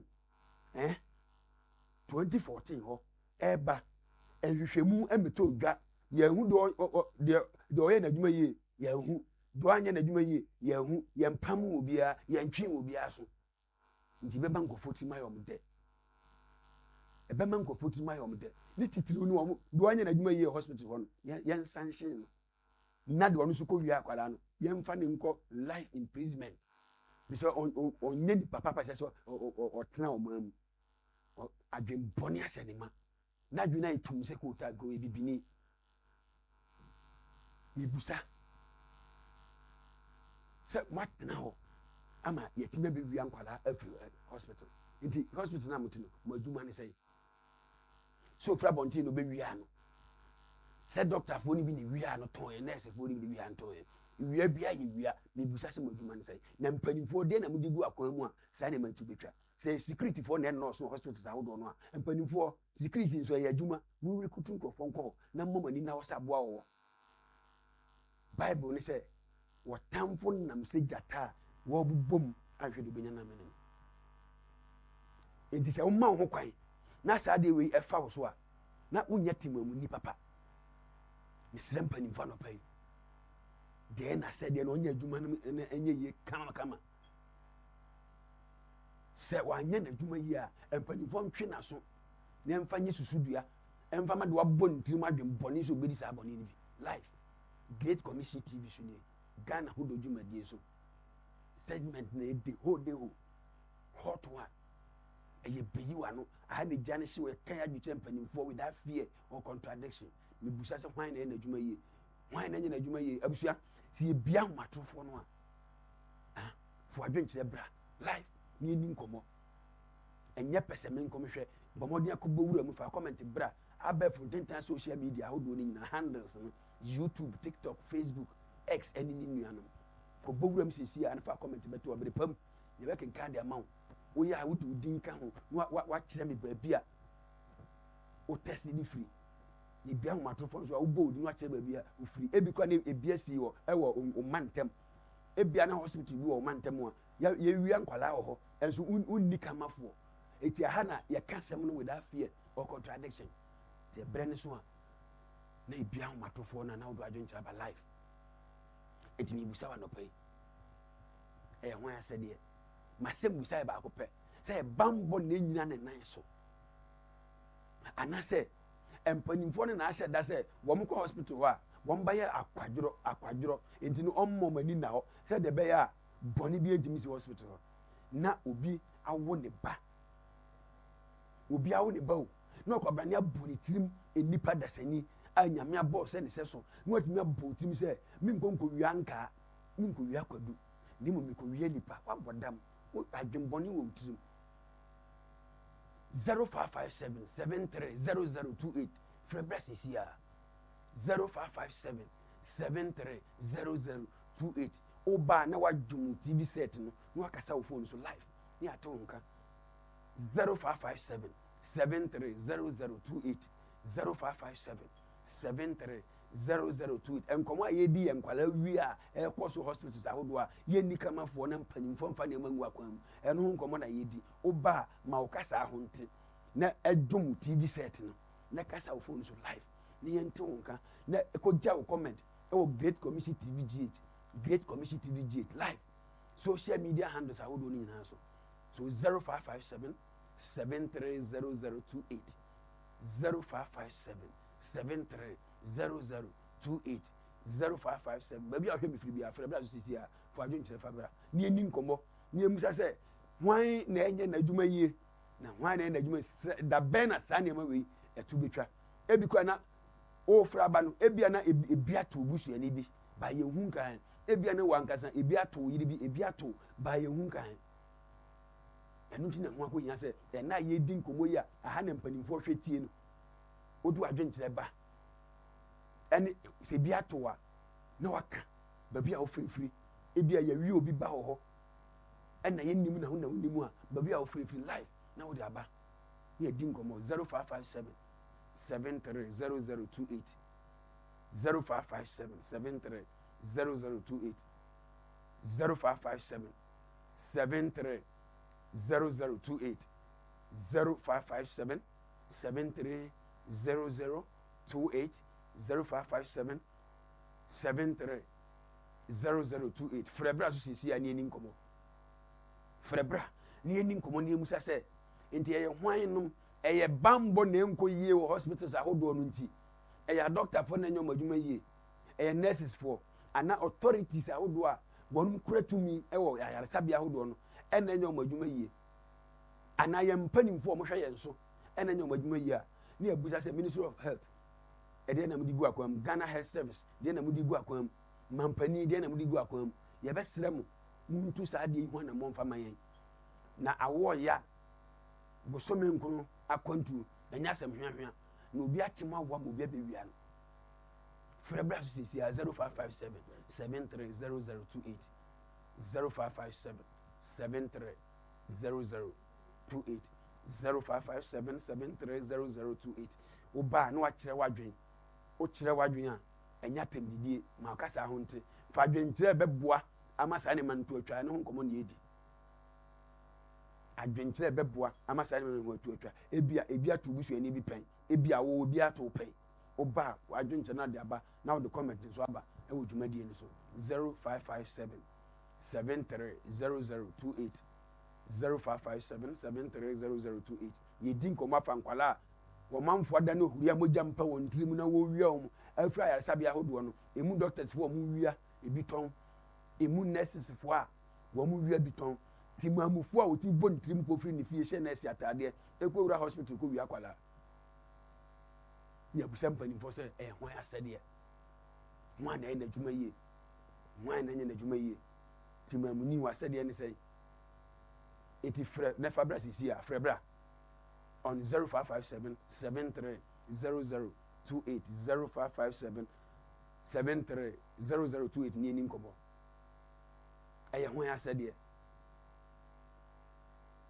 ɛyɛ hwan asɛdeɛ sɛ yɛbɛwo akwara wa yaresabea na ɔkwabra ne sɛ me deɛ menkɔpɛ bi ngo na mmom mekɔ akɔwia no mempɛ bi ngo me nyɔnko ɔbaa anyem a meyɛ ɔbaa me so metumi anyem awo bi no me deɛ daabi na mmom mɛtwa ma obi awo na makɔ akɔwia no afiri ayaresabea makɔfa no afiri baabi akwada ne da akwada wonim hwee ne atam no bɔkɔ na ɛde ne kɔ sɛ yɛkɔyɛ ne dɛn sɛ yɛkɔyɛ ne dɛn 0557 73 0028 wobi wɔ kora nyɛ sɛ ɔwia no na ebi wakɔ akɔyɛ no kora nnatena owia no de akɔyɛ sacrifice ɛnyɛ obia no owia kwala no a ɔkɔtete nnatena kora nka ɛbɛfa no 14 but obi wɔ owia no na akɔyɛ biribi yɛ sɛ ɔmfa kwadaa mmra akwada yɛwo no nyɛ mmra sika pɛbɔ ne bayisɛm bonsamsɛm na wakɔfa obi ba ɔno a ɛnwo ɛmfa ne deɛ nkɔyɛ na wakɔfa obi ba kɔ wia no na ɔde no akɔyɛ deɛ ɔde bɛyɛ na sɛ yɛde sɛ yɛtena ɔman mu a ɔman no bɛtu mpɔn ɛno nti na ɛsɛ sɛ woyɛ timamuni na wohwɛ me anɔpa yi wotie me anɔpa yi a wode comment bɛba social media handles ahodoɔ no nyinaa so Great Commission TV GH na wode adwenkyerɛ abɛtoɔ na afiri ahomatorofoɔ no ɛda so no baabi a wofirifiri ne wakyerɛ ne wadwo mu TV set no ne wakasa wo phone no so ne yɛtie wo so adwenkyerɛ ne yɛtumi asi anya asɛm no apum asi berɛ 0557 73 0028 0557 73 0028 Ghana ho do dwumadie so nie Great Commission TV Ghana ho do dwumadie so segment wei no ɛyɛ beyiwa no aha ne gya ne hyewa woba beyiwa no fi sɛ aha ne yɛka yɛadwe kyerɛ mpanimfoɔ without fear or contradiction ne yɛbusa temamuni sɛ wasɛdeɛ ne sɛ hwan na ɛyɛ n'adwuma yie na hwan na ɛnyɛ n'adwuma yie on 0557 73 0028 0557 73 0028 Great Commission TV GH Great Commission TV GH kobowura mu hɔ live na yɛni nkɔmmɔ yɛasɛ busa yɛ tia asɛmbusa yɛbusa nɔpa yi no ɛyɛ tiawa sɛ hospitals ahodoɔ no ɛyɛ bambɔ na ɛnkɔ so yie ɛyɛ doctor ni na ɔnyɛ n'adwuma yie ɛyɛ nurse ni ɛna ɔnyɛ n'adwuma yie anaasɛ Ghana Health Service nankasa na wɔn no nyɛ ɔmo adwuma yie anaasɛ Ministry of Health ɛna ɔmo nyɛ ɔmo adwuma yie a yɛbɛbusa saa nkurɔfoɔ a mabɔ ɔmo din nyinaa monka mo ti mpam ho president monka mo ti mpam ho ne mfa hyehyɛ pa emu akwan mu a efiri na ɛkɔ yɛn hu saa adeɛ ne biem na obi ankɔ mfa ne ho mfa ne ba na ɔmfa ne ba mmerɛ ne fie magyegye n'ani na onyi mɛhwɛ ne daakye na nyɛ sɛ obi ate mpenti nkwa anyem ne ba abosome nkoro emu mugyatuo ɛne deɛ keka ho emu atantadeɛ emu ayayadeɛ mu ntasuteɛ na kwabrane akɔtam no so ɔde kɔkɔyɛ ne dan yɛnim so ɔkɔyɛ ne dan yɛnim mɛsrɛ mpani aha pɛ ne yɛbɛtumi aka saa adeɛ no na ha nso ne yɛdi nkɔmmɔ yɛdi ɔman no ho nkɔmmɔ wotie nnwom no a yɛde hyɛ aseɛ no a yɛse ma ɔman no mu nsɛm no nyɛ wahia sɛm dwen ho anɔpa awia ne aberɛ nyinaa wobɔ mpaeɛ a kae ɔman Ghana sere Nyankopɔn ne fa Ghana ne hyɛ ne nsa ɛno na ebi sɛ woyɛ ɔman ba pa ɛno na woyɛ ɔdɔ ɛnti na anɔpa biara Great Commission TV so yɛde Ghana ho do dwumadie ɛbɛso mo ne yɛyi segment baako asi hɔ a yɛka yɛ adwenkyerɛ mpanimfoɔ without fear or contradiction deɛ ɔnyɛ n'adwuma yie no na yɛtumi de n'asi ɛkwan no so na wɔayɛ n'adwuma yie sɛ wɔnyɛ n'adwuma yie na mpanimfoɔ nso hu na wɔn ntwe n'aso ɛnyi ne mfiri hɔ na wɔn bɛkɔ so ama nneɛma bɔne akɔ so wɔ hɔ a mpanimfoɔ mo ankasa mo gyegyegye 0557 73 0028 0557 73 0028 0557 73 0028 Great Commission TV GH Great Commission TV GH kuja comment no handles ahodo ni nyina so na yeni nkoma no pa ni emusa se eye hwan asede hospital se yewi ankwala free hospital eye hwan asede se bambo na nkoyie eye hwan asede se so ma bambo koyie se nurse ni na adwuma yie hwan asede se o ma na na adwuma yie se doctor ni na adwuma yie eye hwan asede se o ma doctor no na adwuma yie san komo ni edi anopa se de be ya enkwada ahodo yewi omo free hospitals ahodo na to betwa medical catch say 2014 Comfort Teaching Hospital nkwala bebre ira ya mpim manim do 2025 ya agogo Presbyterian Hospital and so akwada wadi 11 days or ira ya nte ho hwe besi ne February year in 2026 Mamprobi Polyclinic akwada wadi 4 days kwa brane dani uri amoja mpantim ko tam akwada no nye nyame na fa fie ni nyame bofo ne bofo pa akwada nke nim do ne koye efise sa maame no nye se onima o ma ndi se wo mana sa ko yi obi di anyi sa adwumbone aba utirim se yesi probi bra na wo de be sacrifice ene na we bayifo 0557730028 0557 730028 0557730028 ofreba na wadwum TV set no ni edi nkomo e wo phone ni so ni adwo nkire enti number no the screen ni so yeni nkomo sisia on 0557 730028 0557 730028 baby a free bia frebra CBS wo ho e na yenimu a wo freba na wa kire na mpanimfo ti ne atu ho na mo ne abusa mpanimfo se enkwada wo do ma yira yi nyina no yente ho asembisi ne bibisi o man mu a ye hwehwemu onte hwe ye hwehwemu na doso a tese amadwana mafo tiami wo man num asem bi ba by 1 week ye ante ohwehwu bi on panifo ehwehwemu empanifo ehwehwemu yante hwe biem na se de sei tro mamu a na mbusa se oyo man bapa oyo odo oyo man bapa na oyo odo oye ni papa sese ye no tro mamu oye ni papa sese ye do ye no tro mamu seti mamu ni se Ghana ni busa yes rempanimfo adabraka kutudogu fo msa dansa yam yentu saade no wanamo yemma education nkofom ahemfo ne manfo nkasa DC ne manfo nkasa assembly members mun kyerɛkyerɛ enko yenkro enketo anu ase nkura kasiem na mo manko fo hu se wa obetu sa na mo no e offense de se o man ne twe aso du gina mranim na nya sra dia obi abefa bibia atra no head ope ye tiri mfa sa ntena o man num enu ntia no pai e asembusa se bambo ne nko yi a panifo hwe no muntu hu na mo se e doctor bi no nya na dwuma yi a panifo hwe no mo man nya na dwuma yi se nurse ni bi so a panifo se timamuni no no so adwemboni nti utimi bowura hospital so ekokofa akwada panifo ntwena so na fi yentu ho anamo ni enhwe ba bi asusuan de bode ho ebefa na sa de bi etu be twakora free yamanu etikoja comment ni sisi ya ho ebe kenkan de ama ho live comment ya hodo amode beba no ye beje bre ni akenkan ni de ama ho ni ahwe issue no kwampa ye befa so ebetimi asolve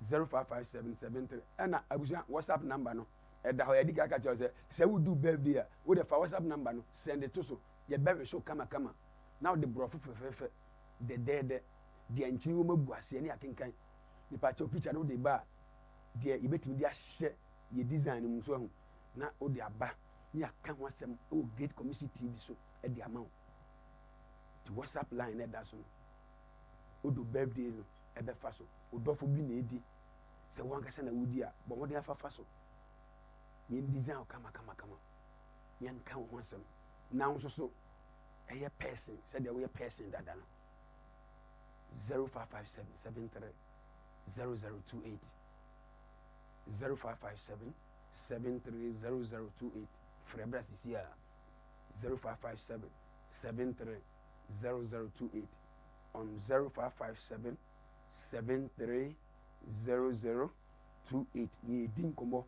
oba no adwom TV set no ni edin komo ni abusa se yɛbɛyɛ dɛn ɛna saa deɛ ɛto atwa afiri yɛ man mu yɛayaresabea ahodoɔ a sɛ obi wu a na ɔkwabrane atumi awi akwalaa no ɛbɛbusa sɛ yɛbɛyɛ dɛn yɛbusa asɛm no dada ba ebia na mpanimfoɔ ɛwɔ solution a wɔn de tu ho anamɔ sɛ wɔwɔ solution de tu ho anamɔ a ɛna ne mpanimfoɔ mo kyɛ ti mu di ɔman na borɔ sɛ mpanimfoɔ wɔ ansa no a wɔbɛtumi de asi saa dɛn no ɛna wɔn tu ho anamɔ a ɛna ne mpanimfoɔ mu di ɔman ni hwamɔ mu di ɔman na borɔ na sɛ mpanimfoɔ nso ni solution bi ade a ɛna ɛwɔ timamu ni nso wadwenkyerɛ hia mpanimfoɔ ɛnni saa ideas no mpanimfoɔ ɛnni saa answers no a ɛtoɔ bitwa ɛna ɔwɔ timamuni no wakɔnya no nie sɛ adwenkyerɛ wɔ tiri no bɛka dwumadie no bra mpanimfoɔ hwɛ na yɛntu ho anamɔ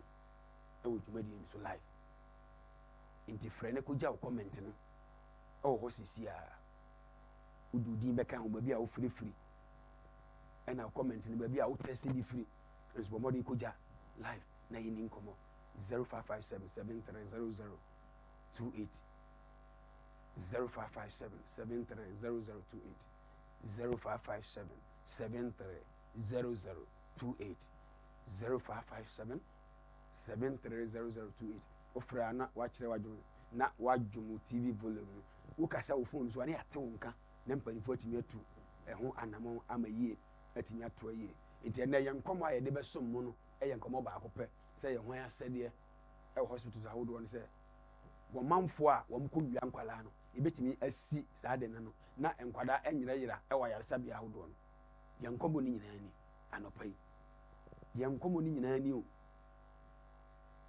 yɛ stories ahodoɔ a da biara ɛnum bɛdi ho nkɔmɔ no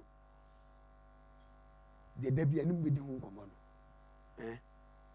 ne nyinaa nie eti yɛhyɛ dwumadie ase no wokɔ social media handles ahodoɔ nso a nkɔmɔ ɛnum adi nyinaa wɔ hɔ kɔmɛnti na hyɛ na ɔmanfoɔ nya bi hwɛ nya bi nkenkan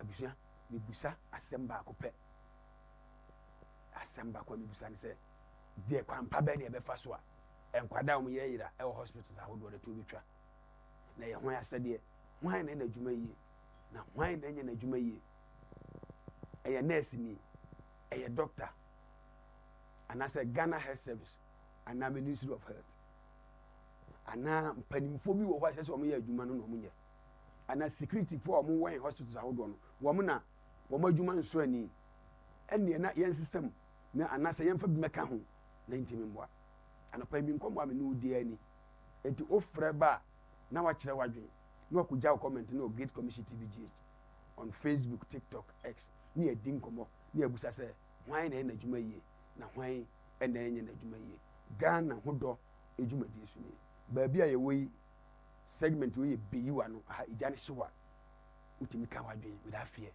or contradiction nti abusua yɛn nkɔmɔ no nyinaa nie sɛ ɛfiri 2014 nhwehwɛmu kakra mpanimfoɔ de bɛto dwa firi 2014 ayɛ Kɔmfano Teaching Hospital nkwalaa bebree a yɛ ntumi nkan saa nso ɛna agogo akwadaa bi a na ɔno so adi 11 days ya mpanimfoɔ tena ɔyɛ nhwɛhan ɛma ɛbɛtam no firi hɔ yɛdi ho nkɔmmɔ this year in February ɛna ɛkɔ wia akwadaa bi firi mampuro bi ɛyɛ polyclinic baabi bebree hɔ a ebi asisi a ebi a yɛnhu ya baabi bebree sisi mfi atwa mu nyinaa esisi ɛyade a yɛsi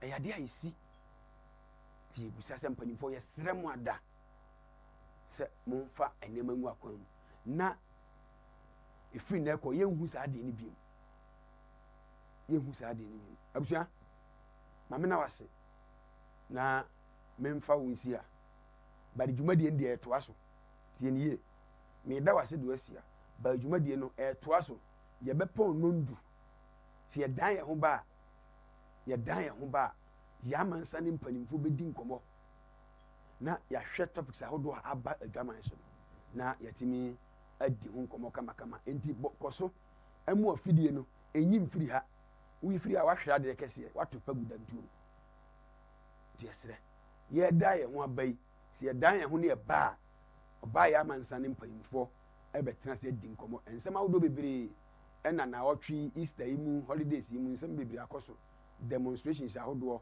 events ahodoɔ akɔ so mampani ɛkasa yɛ mu ɛne nneɛma nyinaa ɛyɛ wɔnum nsɛm nanso yɛsi yɛhia ɔmo nimdeɛ wɔ saa nkɔmɔ no ho na yɛ na ɔmo di nkɔmɔ nti me dan me ho ba yɛ amansa ne mpanyinfoɔ bɛtena ase once again me din ɛde adehyeɛ hene nana agyeman prɛmpɛ ɔsomafo palo abusua mesi akyea mu pii yɛdan yɛn ho ba yɛbɛto adwumadie no so medam ase makram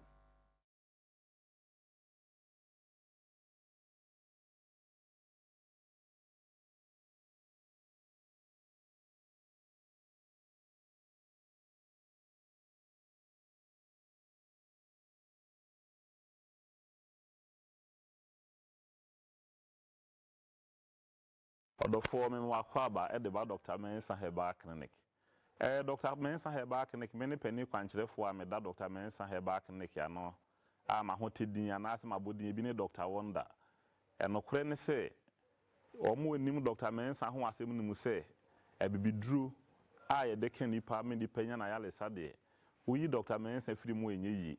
Na no nso nti no ama yɛ dwumadie wɔ ɔman Ghana mu ne wiase nyinaa no akɔ n'anim aduru akyiri.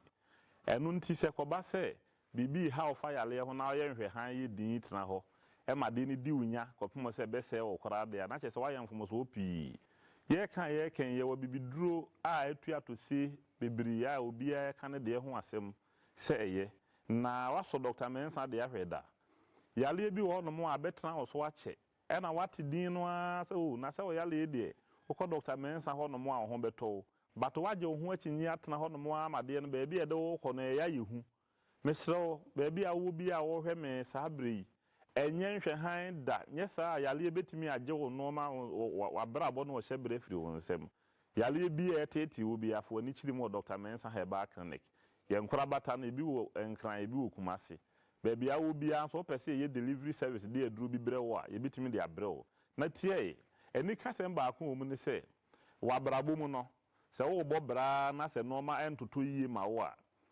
na ɛwɔ sɛ wo hwɛ wo hyebrim na hyebra ne hwehwemu no ɛhɔ no mo na asɛm wo no obi sɛ me dem yɛ Kristo ni na Dr. Mensa de wo kan me yɛ den ma hwɛ me hyebrim ɛne ne ti a wotwa mu ne sɛ ye wo bibi ɛfɛ ne sasa a yɛtimi di ni panya maka ho asɛm a wɔn so watie me ahwɛ me a wo mpɛ waso nyɛ wadwen sɛ wo pɛti sasa na bedi wachi a ɛsɛ noma bebrebe wankasa sikato nsɛm wa na hye ade abebi a enye yi ye wo wa besi saa ble bi kura mpa woni kapre da wakanso mu saa no ma we nyina ye no ma ye fe ne sasa ebedi wachi a edi wunya so ho obi wo no ma ne ho ofe oba a wasi so otimu se nka we de nka oba kama otoburo si a obosi kama enso no be ma se ne pe ba ko mienu eno ano no wonfre ne biu adwuma na obekomu a ne yayi na di obi wo no mo nso a okɔhwɛ adwuma bi a ne yayi na di kyese bibia obeye bia ba bi obi a fa obekɔ no nko a wo fa onkɔ de ya tumi edi wachi a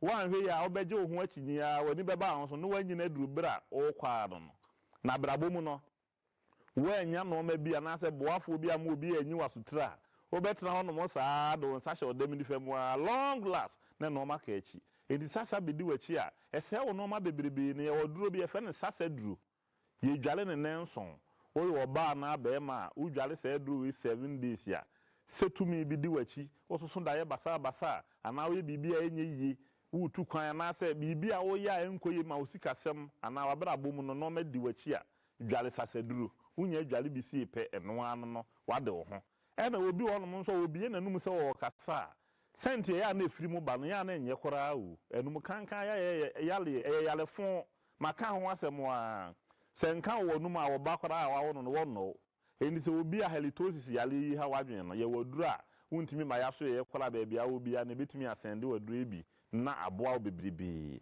ɛna mo amoma so atu egu nubɔne so ɔmo nom sɛ wo ba wo nom nubɔne na wanom wa ba bia de na duru no ye de na kodi hia wo de a wo bɛyɛ ne sɛ wo bɛfrɛ Dr. Mensa Herbal Clinic for sɛ doctor menso me ba wanom nubɔne a ma ba bia waduru no de nyame ya me mo ya sɛ ye waduru a wo de fra na dua ne ma ne di a ontimi nkɔ dua ontimi nkɔ nubɔne no ho biu sɛ bibi biala a ye nubɔne a oba no watu agu so a wɔyɔ no wo de frɛ yɛn yɛbɛma wɔ duru a wɔde bɛfra na aduane ama na adie enti ɛma ne nhu koraa na a stop ne bibia wɔyɛ wɔdaakye ɔno na wɔyɛ wani daa so awo na fom nti nyame boa na sɛ wɔwɔ na wɔba ha aseɛ sɛ wɔyɛ saa de na wɔyera wani so ade hunu enti mesrɛ hwɛ Dr. Mensa Herbal Clinic akyi di kwae na bibi ɛfa saa nɔma wɔ esi hu nyinaa no yɛmmoa wo na nso fa ntom apefra na wonim de ntra nyankopɔn ka wakoma ma wɔhwɛ me saa bere me de me ka daa me si obi wɔ no mo a na nyame pɛ na boa no enti bi o chim ni TV to wɔ no ma na beto Dr. Mensa kasa so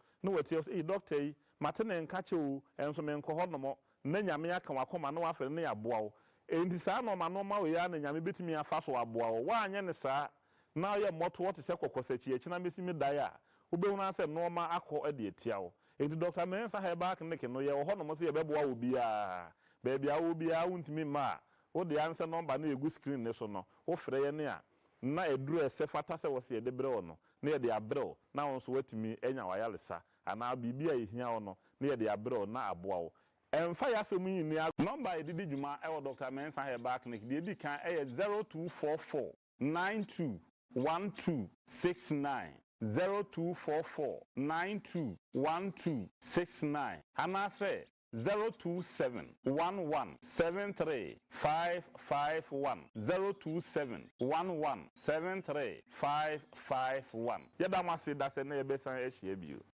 Yemamo Akwaba Ediba Givers Herbal Center yetwa kwan ewo Teshi Accra wo share screen na se ye telephone number no egu ho wo betumi afre doctor science and symptom bia sha se da di de pedrenim wonte wo ho ase free telephone number no 0543 222 470 0543 222 470 Yedi Givers Herbal Mixture Givers and Tontom Edahu say ena etie woto adre bi wo hwa adaka no ho a ya drum tontom kese edahu na eye obo ade no bra hahama no sini ene yakeka bom dia famfidiem FDA ahwehwem agye atum ehu se adre we de ba malaria fever etu ase deku ede efini pedrenim etumi abo ye pa amo apomde no akonkan SCP esita ede amaw eti sade obia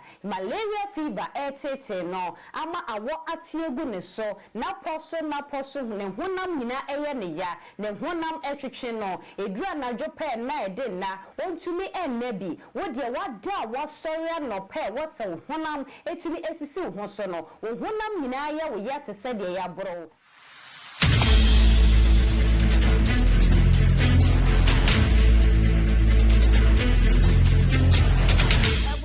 for yada masese majebre atwen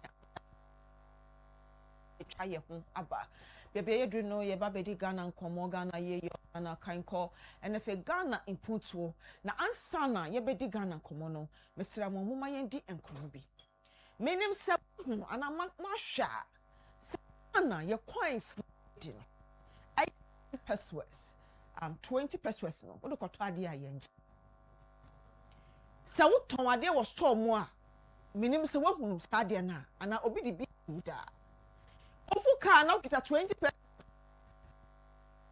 meti se menje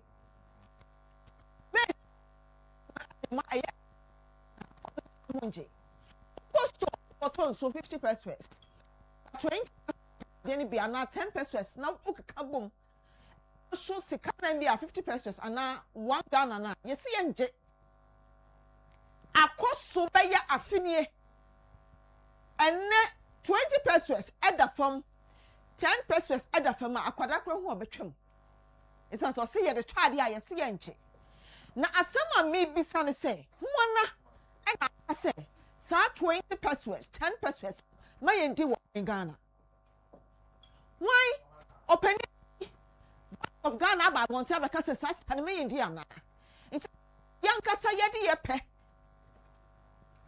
yedi mrana yankasa yansa se sa sika na yedi ama aban sa sika na ma 20 pesos 10 pesos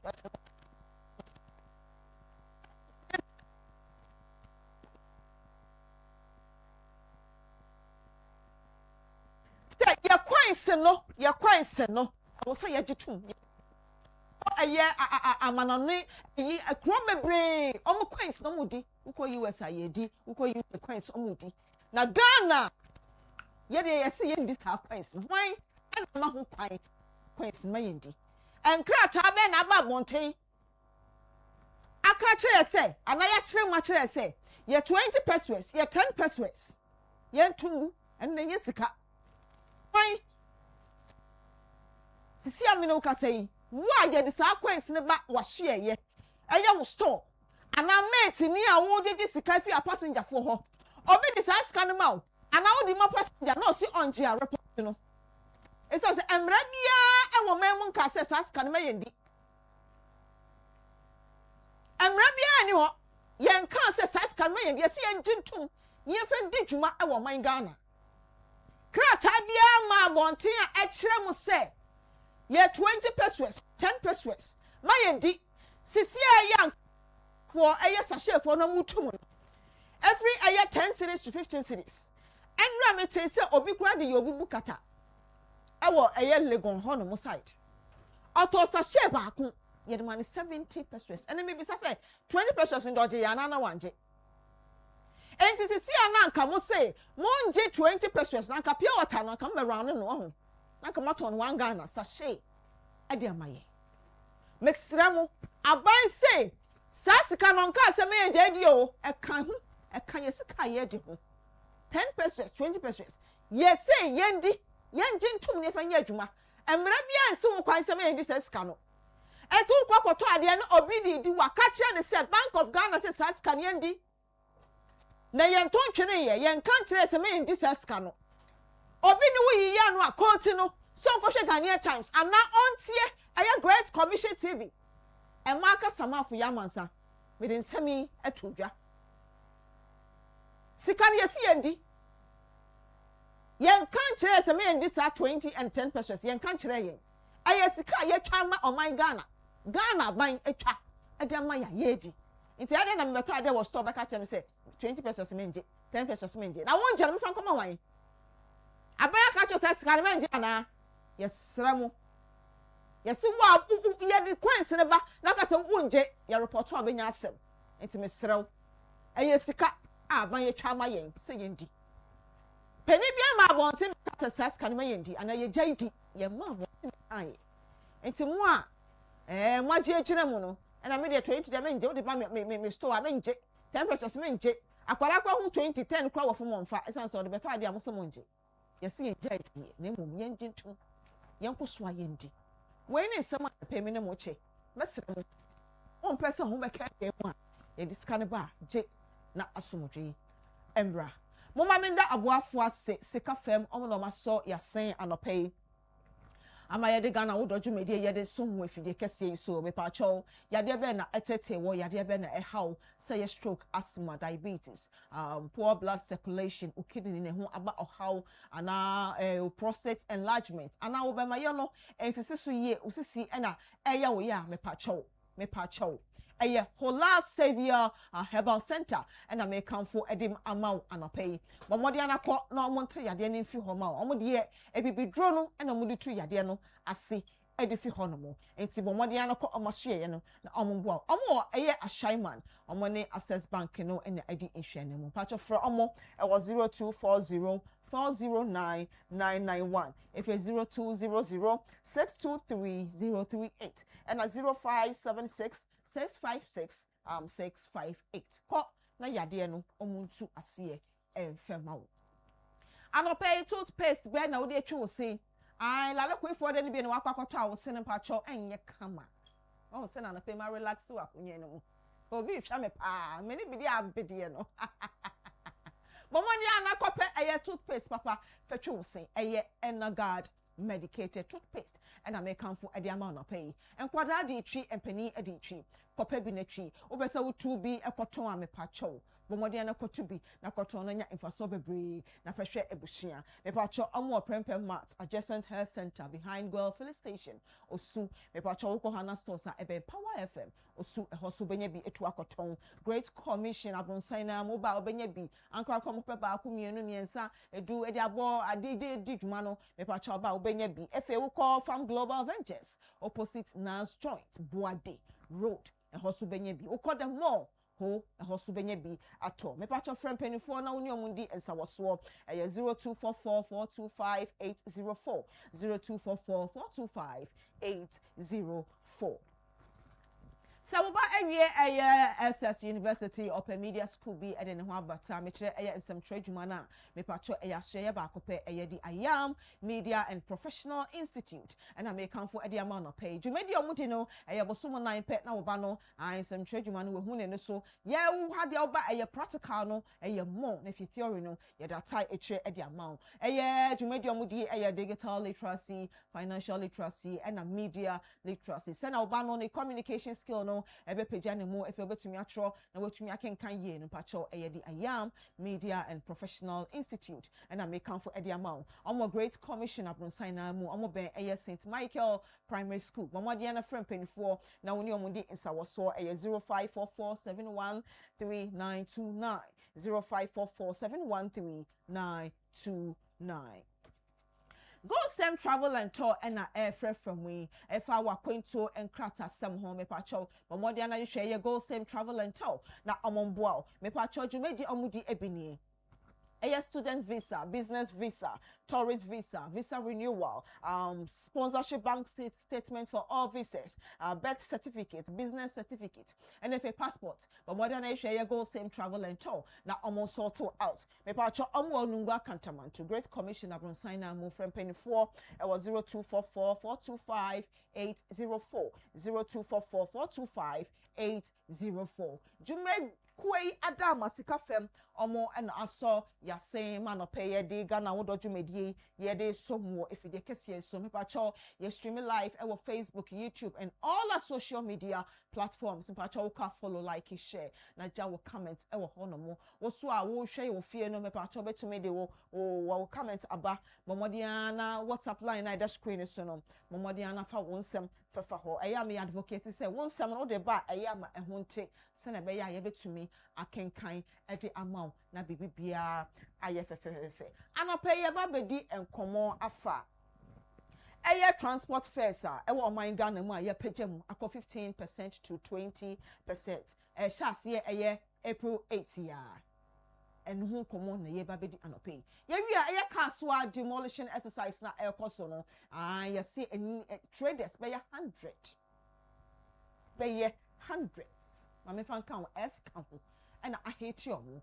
Jennifer be brene kasa and I name man fan kratamba man for say ma is a mabetue MCE set mabetue say ni say ya kan me bi mo kra kasa MP ho na akọ your kra na shechiri asem ye bebu awrem ni hu asem no ni pom sebre say ye no kra MP na shechiri anansa yon na shechiri MCE na ye na dwuma anan ye MCE na ye na dwuma ensem nyina ye bebu awrem ananti ana me ni opani ye si nkonwa anope ye nya e wo fie hanom Samuel Okai or ye member of the Greater Accra Communication Team ono na ye si nkonwa na no pay ye na doso ensem a eda apono so ye ne hu asem no ne pom sebre mo ma me ma no akwaba na fei nkomo no ye nhase Samuel, good morning. Good morning. Ibi abako. Ibi abako. Ye da obo ade ase. Ase hia biem. Obi ahu ye NDC. Obi a party no bi ahu ye. Party no bi aye. Branch executives, obi a branch members, obi a. Ya no peja o voice nkaka ma me. Obi ahu ye. Okay. Anope ma ye hwe yenko kaswa quickly. Yenko kaswa na yefa MC awo ho no mo set bani. Ye ne ndi nkomo efa eye demolition exercise a course so free and dry na sefo a kasa bebre koso no. Simpacho say honorable set to ahoma no so a mache ade ba Ghana wo dodwumedie so Great Commission TV so. Okay, my young twaso. Samuel, asemi me enhase. Na wokasa, sorry. Edi kan me chia me party for. The constituency executives, the president, to the last person in the branch. Okay. Any ejuma pa omo ye de boa ye party no. Any ejuma pa so. Jina sumami. Moma yankwa ahoma no so yankwa kaswa.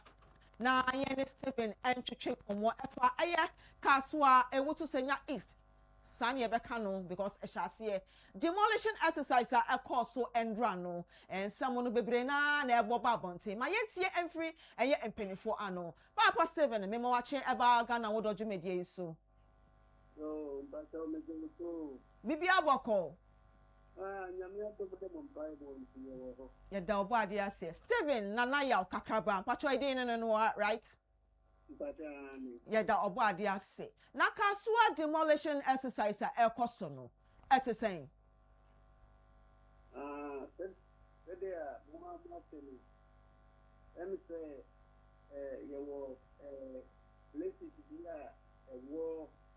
That's why around, especially around the flyover.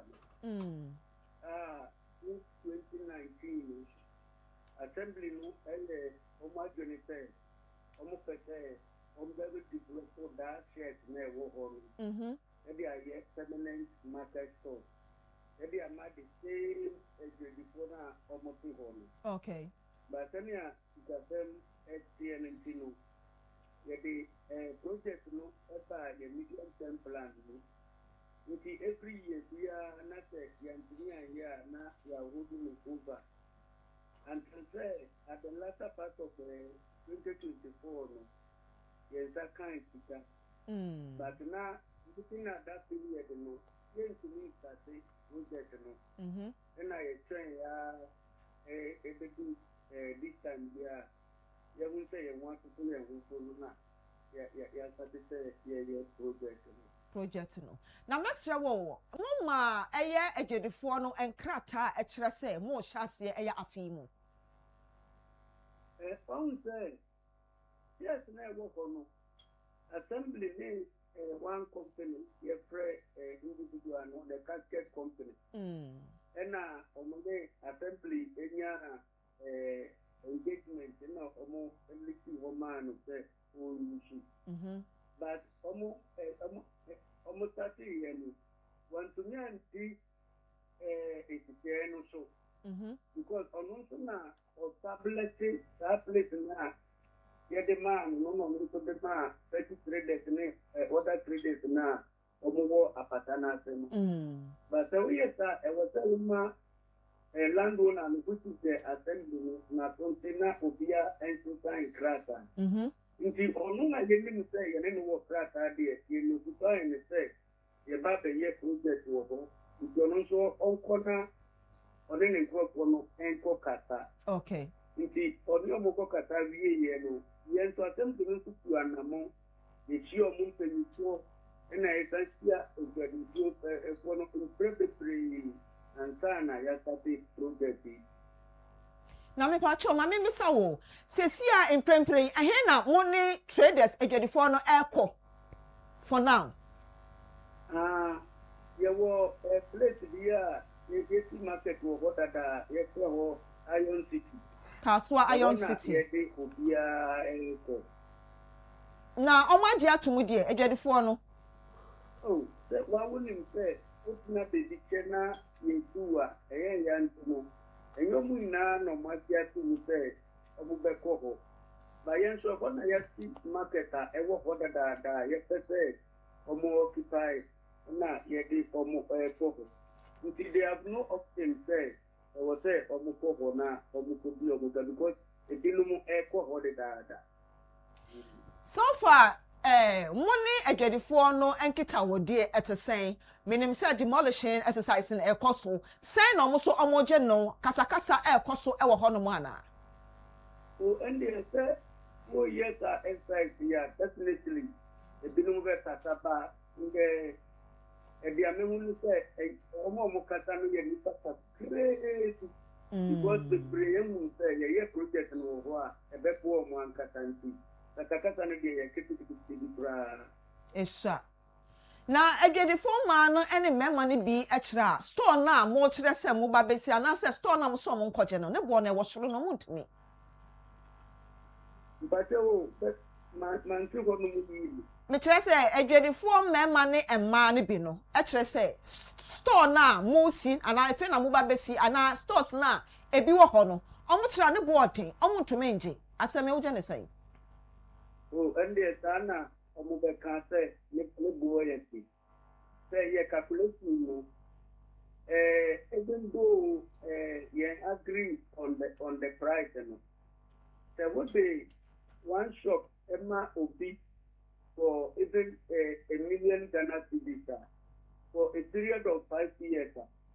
Who calculate just every month, no? If I know 8 year 5,000 Ghana cedis. It is only no more occupier, about 2,500, of which say, yeah, bet me 8 years, and yes, Katakata no more Katamon project in the paper, so I'll share calculation here. Now it's a short to move to be a woman now. It's a 2,500 and 5,000. I have to say, and they a good deal. It's in praying and I pay Kaswa at a say, Bibia da Dean, Bibia da Boko, Honomo, compared to Andra.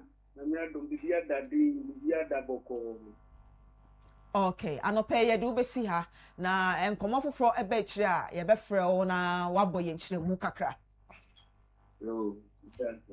Yes, yeah, that's a for AS7 and I kakraba or your planning, physical planning officer at the able to say municipal assembly no or no, and I any natural train come more FR Kaswa, a demolition exercise at El Coso, a J4 Mokasa, KKKK, or Simibia at the team. Now, yeah, move your more and every locate or more aqua Ion City, baby on Quanquaton on Montuan dear for now, dear Eddie on Becassa, but Bibia the dean so far as Sika would be a Juman abane dear, a yet Danya, I was some day Jumano, as she says so.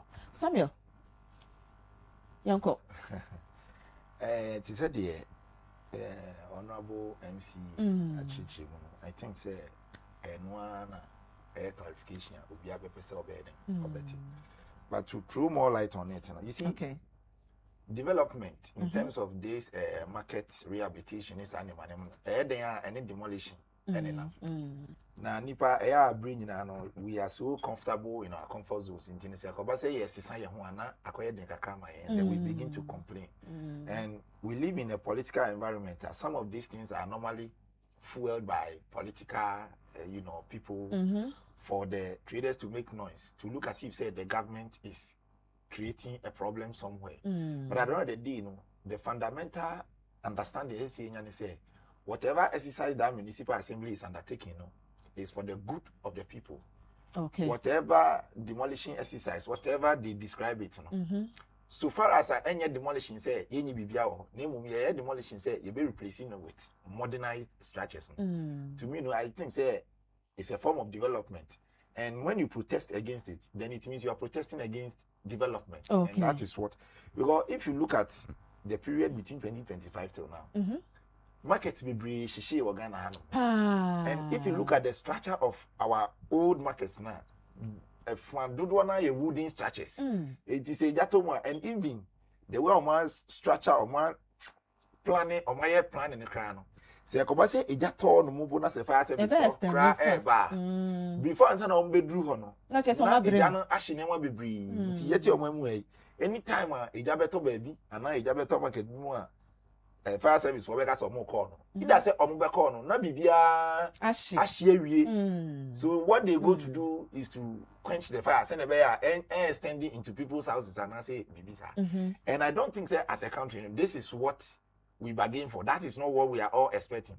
Because when you are doing business, you are not doing the business said that who protecting business nama ejashi, but who protecting business said that who will recoup whatever you have invested in it. Na nyame ya wadom kra na ebeba be business here that you know kra o ma betima be dem. So that's the fundamental idea behind the establishment of every business. So it's unfortunate say bia who find in the market, so you don't see that you are doing business. What you are doing in the market is a form of business you are doing. With time also betimi yen ska kra mpo akoye wan kasa o shop baby na we move every market. So one, we should understand that a development na buy na okay. You see, I mentioned we have a bit to say KGT market, Ejatu.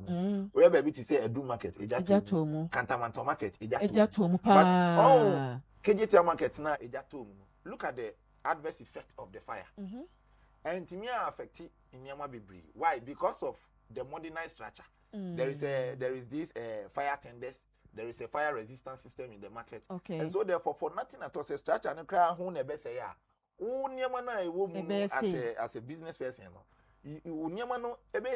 say that say you rehabilitate you and say you are obesanya konya sign. Okay. Now my kind news they started protesting even before the demolition exercise started.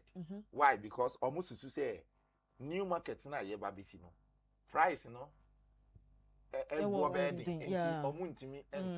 be a friend the whole life cost. Say o koto car enye amount of the talk car ne pe na car cost.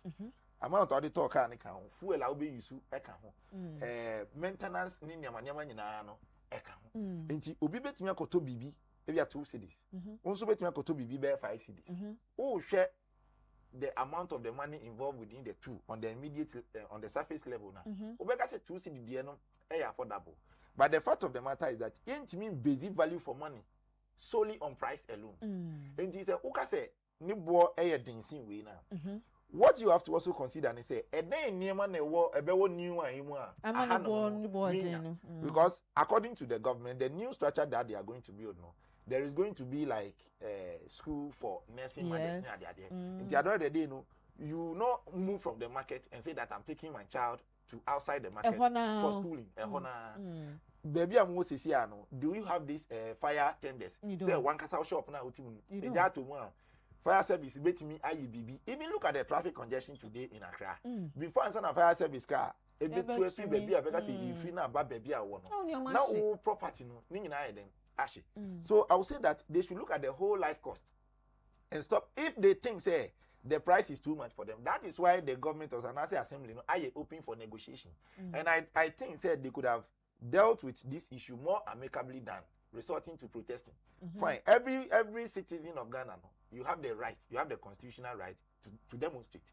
But you only resort to demonstration after all the peaceful discussions and after all the peaceful win avenues has been exhausted. The government is not listening. Then you go on demonstration to show the government is at the end of when you bring them now but because of the politics we do here, when you go to some of the market, they have their own settings, and sometimes some market group can even come out and tell us the government they support. We have seen it, and even Abosokan, they've been doing those things. And in 2017, when another Dankwa was reading budget, budget in such a way, said they designed a portion for the Abosokan traders over there because they believe say Aboso kind for now then I support you. So the politics is eating into certain things. There wasn't analysis ye na ye say adie na ye ba be no ebe affect you saying how is it going to be now. Let me talk about this their new site I relocate more their reason Iron City, yeah. It is far, but say be more you see the fact of the matter is that let me give you one typical example. In 2021 and another Nanko Kufado yen I say or relocate onion traders be ako yeah. We saw the same thing protest they will not go but today when you go to Ajenkotoku they are even fighting over it for nearly 3 days and they are fighting over that place they are killing themselves over there. I know so Abe news inti and then will be any one mona moto ade no mona mo be ko na mako criticize demand no e wo hono mo baby I want to mind you government is looking for say obe expand the economy through this 24-hour economy policy. New structure na old structure na wo no bisa won say is it fit for purpose fit say and they are government are providing adequate security adequate energy say all markets are now allowed to operate 24 hours structure na wo no good enough and I say fit enough say one kasano a bit me aboa ma waton ade throughout the clock hell no. And that is why we need to understand say any movement and I say initiative via government be taking in connection to this market demolition and you say via yeji obi anu aduane na free nsem and I say government want to see the citizens of Ghana frustrated. All government of Babiano, and the back one, they will not wish for any citizen say, oh, you're frustrated. And we didn't bring government and the policies, but say, and the government say, in the future, no, and what we have experienced in the past as a country, say, market is say, your cost one, ye allow these wooden structures. Now, you use as a marketer, not just say, a Jashishina, SCC, where you as a country, no. And we are not ready to develop. Now, develop here only market. And if you look at the President Mohammed's administration, market establishment here, Adibia Edana Kumasupa, And that is why he's introducing this 24-hour economy. Because if Usha Baby to say a Koto-Kraba market, the president Mama Nede, any see and also it was an old market. Structures demolish here, and then Omanya dear a wahono. And any attempt and as any move a government in the baby it is towards Mwangasa. Today, when you go to KJT market, when I was in secondary school, not senior KJT, but today, Uko KJT market, a lot of the whole area is different. The whole no more assistant.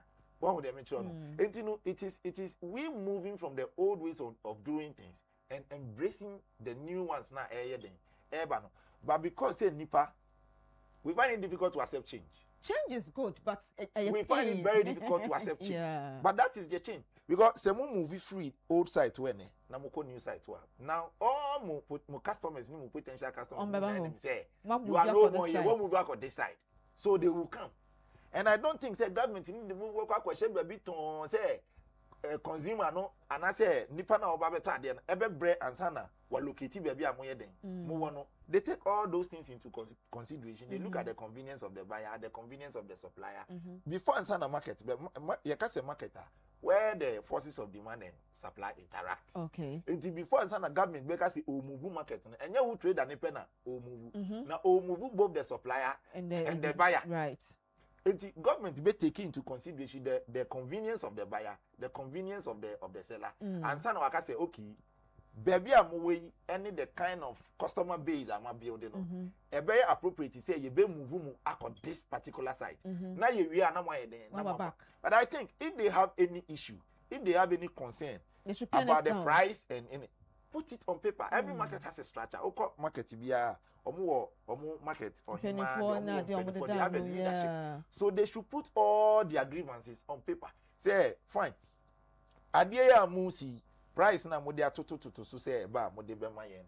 We are of the view say ni bono eyedin mayen, and that is why negotiation is accepted. In every baby entire business sika semo obi ano negotiation ewo honomo. And I don't think say the government be say obey impose ni will at all, because at the end of the day the market that is being constructed, it is being constructed from the taxpayers money. E wangasa usika kakra na abo no e ya ma na sika na ye jini so eno ne de be maintain market one more a brand and when it comes to market maintenance, government needs to recruit, and those people are going to be what? Are going to be paid. All these things are there. Say market ni hu to chima e aban e beba be replace. So if you think say the price of and I say cost now a world market, new market to secure one on a boy I think say on a peaceful dialogue, you sit down with government and then bring your offer. Say, oh, yeah, so we like it, we love the development, but this is what we think. Say, but resorting to protest, no, I would say that the traders, no, they should calm down. Because the aim of the government is to improve the economy and to make sure, say, development, you know, are enter into all the various sectors. Now, you me expand the economy, no, to 24-hour. Something operation and then no and a big critique in Juma. I know you see in the olden days now Saturday banking at a point in time the banks themselves they saw that no due to the customer base now establishing and say the Saturday banking 8 to 12 will help and then they started Saturday banking. Today I can tell you for a fact say obi more because of more office Juma Saturday banking na abua na say this 24-hour economy policy, people are criticizing, MP people are criticizing, even those who don't understand the policy are also what doubting say you bet me I na say yintimi nye. But now the day it's a creative demand, and that is what this new relocation SSMO ye mo call no more nipa ni nyina be say afei aha na mo wonti yenso yenye den yemra ho no mo so say you allow ye ho not such developmental projects, no government no end to me, memuna wanye, in the end, we will end up blaming ourselves because we just should be told now be lose properties. Okay. So I'll say that more resorting to protest, and like I said, they should calm down because everything a government needs to be an edge geared towards development and nothing more. Yeah, like I say, some of Ghana for being your discipline because what's your papa it's like more notice.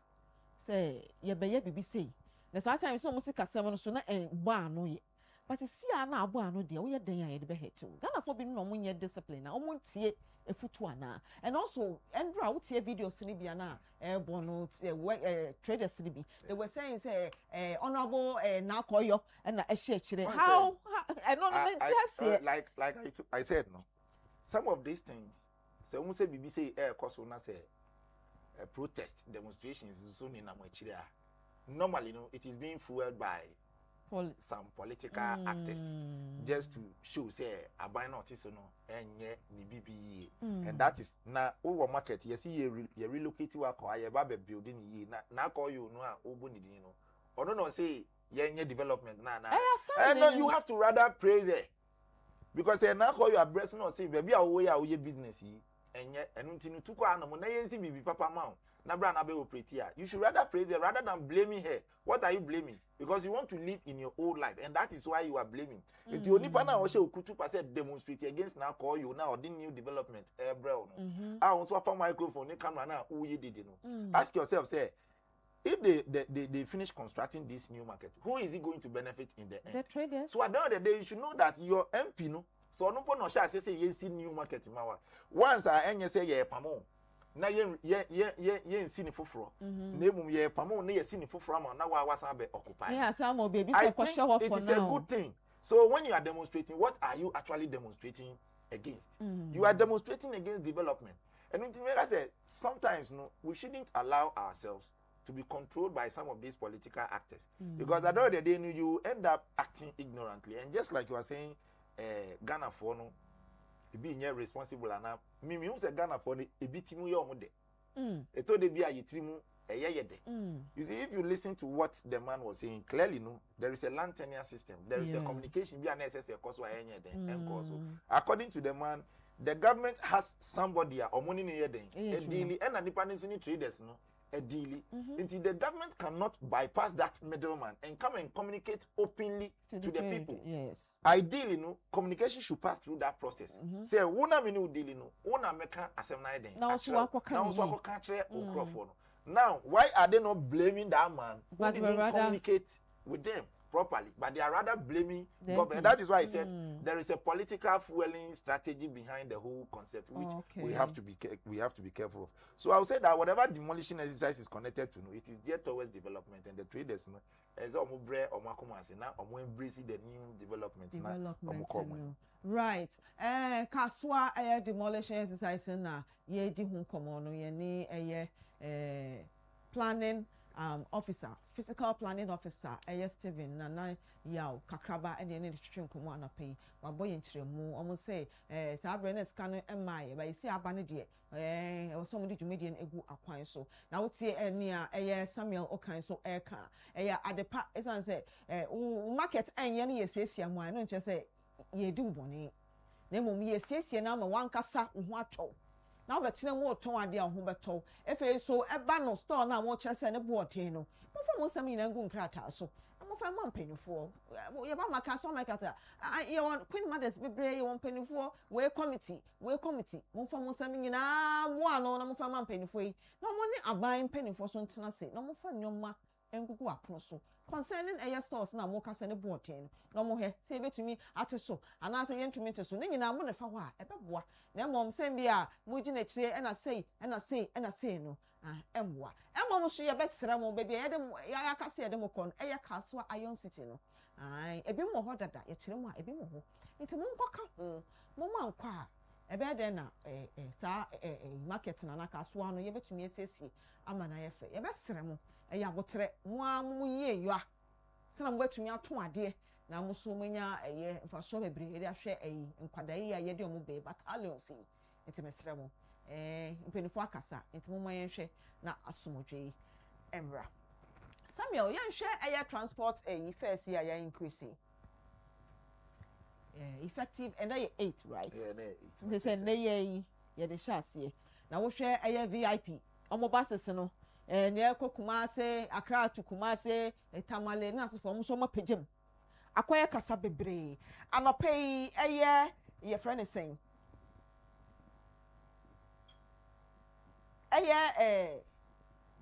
Alhaji Abbas Imoro head Edema Industrial Relation Edema GPRTU onu so aba gonta be kasa say VIP for ayi almost so much media and almost so much catch on call for no members no almost so atum asemi say na wojeno. First of all, in fact, yesterday I tried reading about it and I realized the headlines, is misleading because VIP, yes, the headline is a misleading headline because VIP is a company, it's a private company on its own. Nagana, before I'm able to transport fares, a cool bit nasi and negotiate, no man agree, say, young with this percentage. You cannot take the Ministry of Finance out. You cannot take Ghana Transport Coordinating Council out. And then GPRTU. You cannot. Now, this Ghana Transport Coordinating Council, VIP ECA. But GPRTU, a association of, like I said, vehicle owners. And on my form is association, or more regulating or more activities. Okay. I say government hospital and then a private hospital. You decide where to go. Before I decide, some person may call government hospital and some person may call government hospitals. You want me factors are me consider. Right. Obi wa be a proximity. Oh, hospital we na ebe me. Oh, me call no the treatment is okay for me. Yeah. My comfortability and all that, they have, the materials that I need for my healthcare. Then you go there. VIP is a private entity, it's a private company, almost managing affairs. Just as every private company has the right to increase their prices, just that they take into consideration government guidelines, not to exploit consumers. Sure. They have the right to increase their prices, just like any other private company. Okay. And it's a VIP taking decisions or to the transportation fares more. That thing cannot be listed as a national transportation increment. Nipa bi ka say omo ye den ye to lorry fame. Do you get my point? Yeah. But when you go to the station, other vehicles, but you decide to go to the VIP. Mind you, before saying about transportation, fuel cost, apart from that, security, and that is why you feel say, if I go to VIP, I'm safe. Right. Factors being considered, say, oh yeah, then VIP, yeah. And that factors, VIP, so I say, providing those services now at a charge. At a charge, and it so yeah, be aqua, and you're for free. Or just say, at a charge, so that you feel comfortable. So that you feel comfortable. And VIP as a private entity, they have the right to increase their fares. It is up to you to decide, say, me, because of my financial situation, me and I say okay. But when it happens like that, because of the politics we do in Ghana, just like I was saying, we won't say we are capturing news, oh, yeah, to transportation fares. Meanwhile, the government has not come out to announce there is a transportation fare increase. Okay. Mean to me, say fuel prices, no painting a VIP for at fares. And you want the factors? Yeah, there are a lot of factors, and there are things they are doing. Look, for this normal trottoir, that's all VIP bus. You don't need a prophet to tell you the difference. Oh, dear. You yourself, you know the difference. These trottoir drivers, they don't even care about your health. Sometimes, ufuka na, utumu se seat, that they be it says skeleton inside. It means so trousers, it means so what are you know. Skin the crab. You want my upi now be so munchi mama na or munchi mama no wepi. They don't put all these things into consideration. But when you go to VVIP, these are the things they check. They think about your safety. They think about the safety of onyama or luggage, okay. And then trotro now hardly say mate say they will pay you. But when you go to VIP, it's a different thing. Say you're a company na say your more responsibility say on betia. Right. Like as a private entity, almost back into the transport business, with the mentality say more create comfortability for travelers, they have the right to increase their fares. But that cannot be used as a justification, say nationally. Their total transportation fares. Okay. Because like I said, the Ministry of Transport cannot be left out when it comes to transportation fares increment. GPRTU, minimum free. And it said VIP etimi ako restructure and I say we adjust it in the fares. And what's that? You are not part. You are not part. You are not part of VIP, and a VIP so it's not part of GPRTU. That is what you should understand. In as much as say omuka Ghana Transport Coordinating Council, no, they are not part of GPRTU. Like I said, GPRTU no, a association of vehicle owners and drivers. And Omakam Wabum na monya ntias ye bi say ye the very regulating your activities na monya the support of the government. And per the stakeholders need the number of people who operate within that sector. Government who says so ni udi sa nsa woso no. Say na be ya own exploiting consumers and as a government in so exploiting drivers. There are a lot of issues that GPRTU they need to solve. Today, say oh to kwanya call baby to say let's say you are coming to visit me at Odoko. Say ofuka na obesi wo obegina wo teshin no aka say oko teshin. No aje wo teshin fair no. Udu obeka say oko circle no asan aje nti abro onim say oko Odoko. Instead of spending let's say 10 cedis from Odoko to Nwa, you end up spending about 30 cedis. Well, one destination in the same car.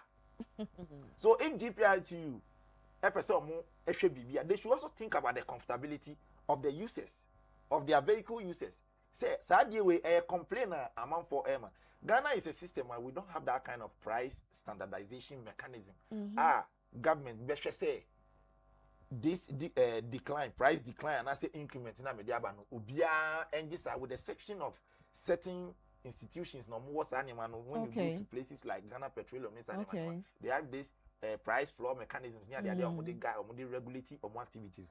But when you come to transport system, surprise no eba, it becomes the responsibility of GPRTU to take the interest of the consumer into consideration. Say, as I said, the final consumer no etiminya sa ahuhania na aban the idea. But the more the government reduce transportation fares, the more the drivers think of exploiting the consumers. So these are some of the problems. And on that note, I would say that transport is one of the most important things on my piano. Who say, oh, my no, a developer. As I say, we should say, we pay attention to transportation system. Why? Because there is no supply chain when there is no a good transportation system. There was a time your former agric minister, one of the villages, not Osibodie, Ebuso. Okay. VIP for first no increment no mo dia ba bonten no producers pacho mo fan to so enfama ye fast standard turn fan to so new fair list no mo fa no ento so enfama ye wo hwe Accra to Kumasi 120 cities 126 Accra to Sunyani 170 Accra to Wenchi 180 Nkoko 190 just say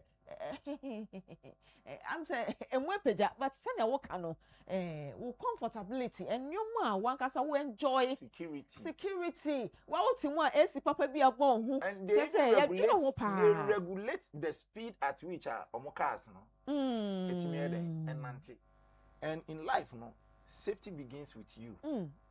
Safety it starts with you.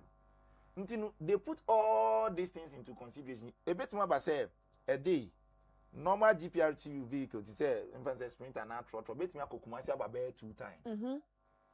This is something that the VIP that Okwakofano on to me because one o movie at a regulated speed. Yes. Intino o movie at a regulated speed and any profit minti na odim recover kwa den akosi na wasa aba na oyesa no risky o safety. Intino they put all these things into consideration and that's why I'm saying said this is a private entity that has ventured the transportation system and they are trying to provide comfortability to the users of transport system. Intino company bi and watoto the product prices and yen timi nka say Ghana na yatoto transportation fares. It is just like person do bako, let's say Akosomo International.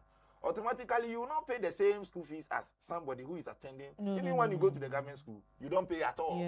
But I didn't know choose Akosomo International because Bibinti who consider certain factors. And these are factors, no, and VVIP and I say VIP for putting into consideration and almost to say per the services they are rendering to their customers at this point it will only be laudable say omo betutu omo charges mo say na be ya omo be increase omo services then na consumers na nya the comfortability na omo dem omo pe no enti aban into transport fares mo na if somebody is behind na or can say aban to transport fares mo because VIP for to transport fares mo Mega said politically mischievous and nobody should buy it say you see atumu na say wote kra na ene wafo car ofu car no ene ye 8 ene na ye say almost start ofu car say won call VIP a untimi kan chem say ene obi age ofa bi a eye different from the old one with the exception of the problem I mentioned that GPRT is unable to solve.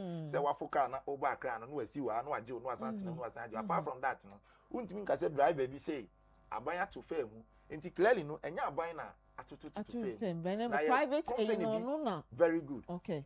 And you know, Midimanu Besimaka say your transport minister is one person who is working but on the quiet. You see, Ghana for a very long time say your per se, your transportation sector no air competitive. There is the need for us to adopt multimodal transport system.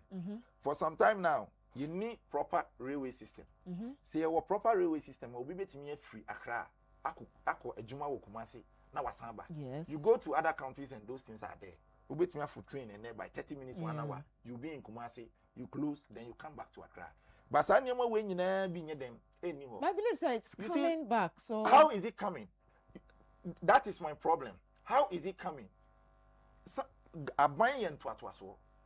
Governance is a continuation business. And you know, say the promises you give to the people, no, it's a form of social contract with the people. Enti baby a ube jaye free, ube jaye one. Abayin for froba, no ababe tuaso. But yes, if you look at this previous MPP administration, one of the nyema ne dana na dodanko Akufo-Addo akoma super a transport system. To the extent say okasa obe expand ye railway sector no na yentimi nko adwuma wo Kumasi ni Tamale ni ade na yemra okasa obe constructive to connect the eastern and western regions okasa obe connectivity from Mpakadan Mpakadan we are no asan to aso they call the northern region as for the Mpakadan there no otimi ye den 97 kilometers or but from there to north no yemisa say otimi ye na the one that is supposed to connect the eastern to the western regions no otimi ye na you see like I was saying.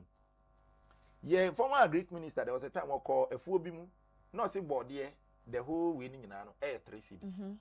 It could be true over there. I have been in a village before. But besides, say, I didn't think that 3 cities na a ton one. And to me, market, Hanamo. Let's say, it be 4 cities and I say 5 cities. But the thing will come and reach here, now you're 20 cities. Transportation. It means that we don't have a good transportation system. If we have a good transportation system, particularly this rail transport system, rail Yadibia, it has the capacity to load huge amount of goods.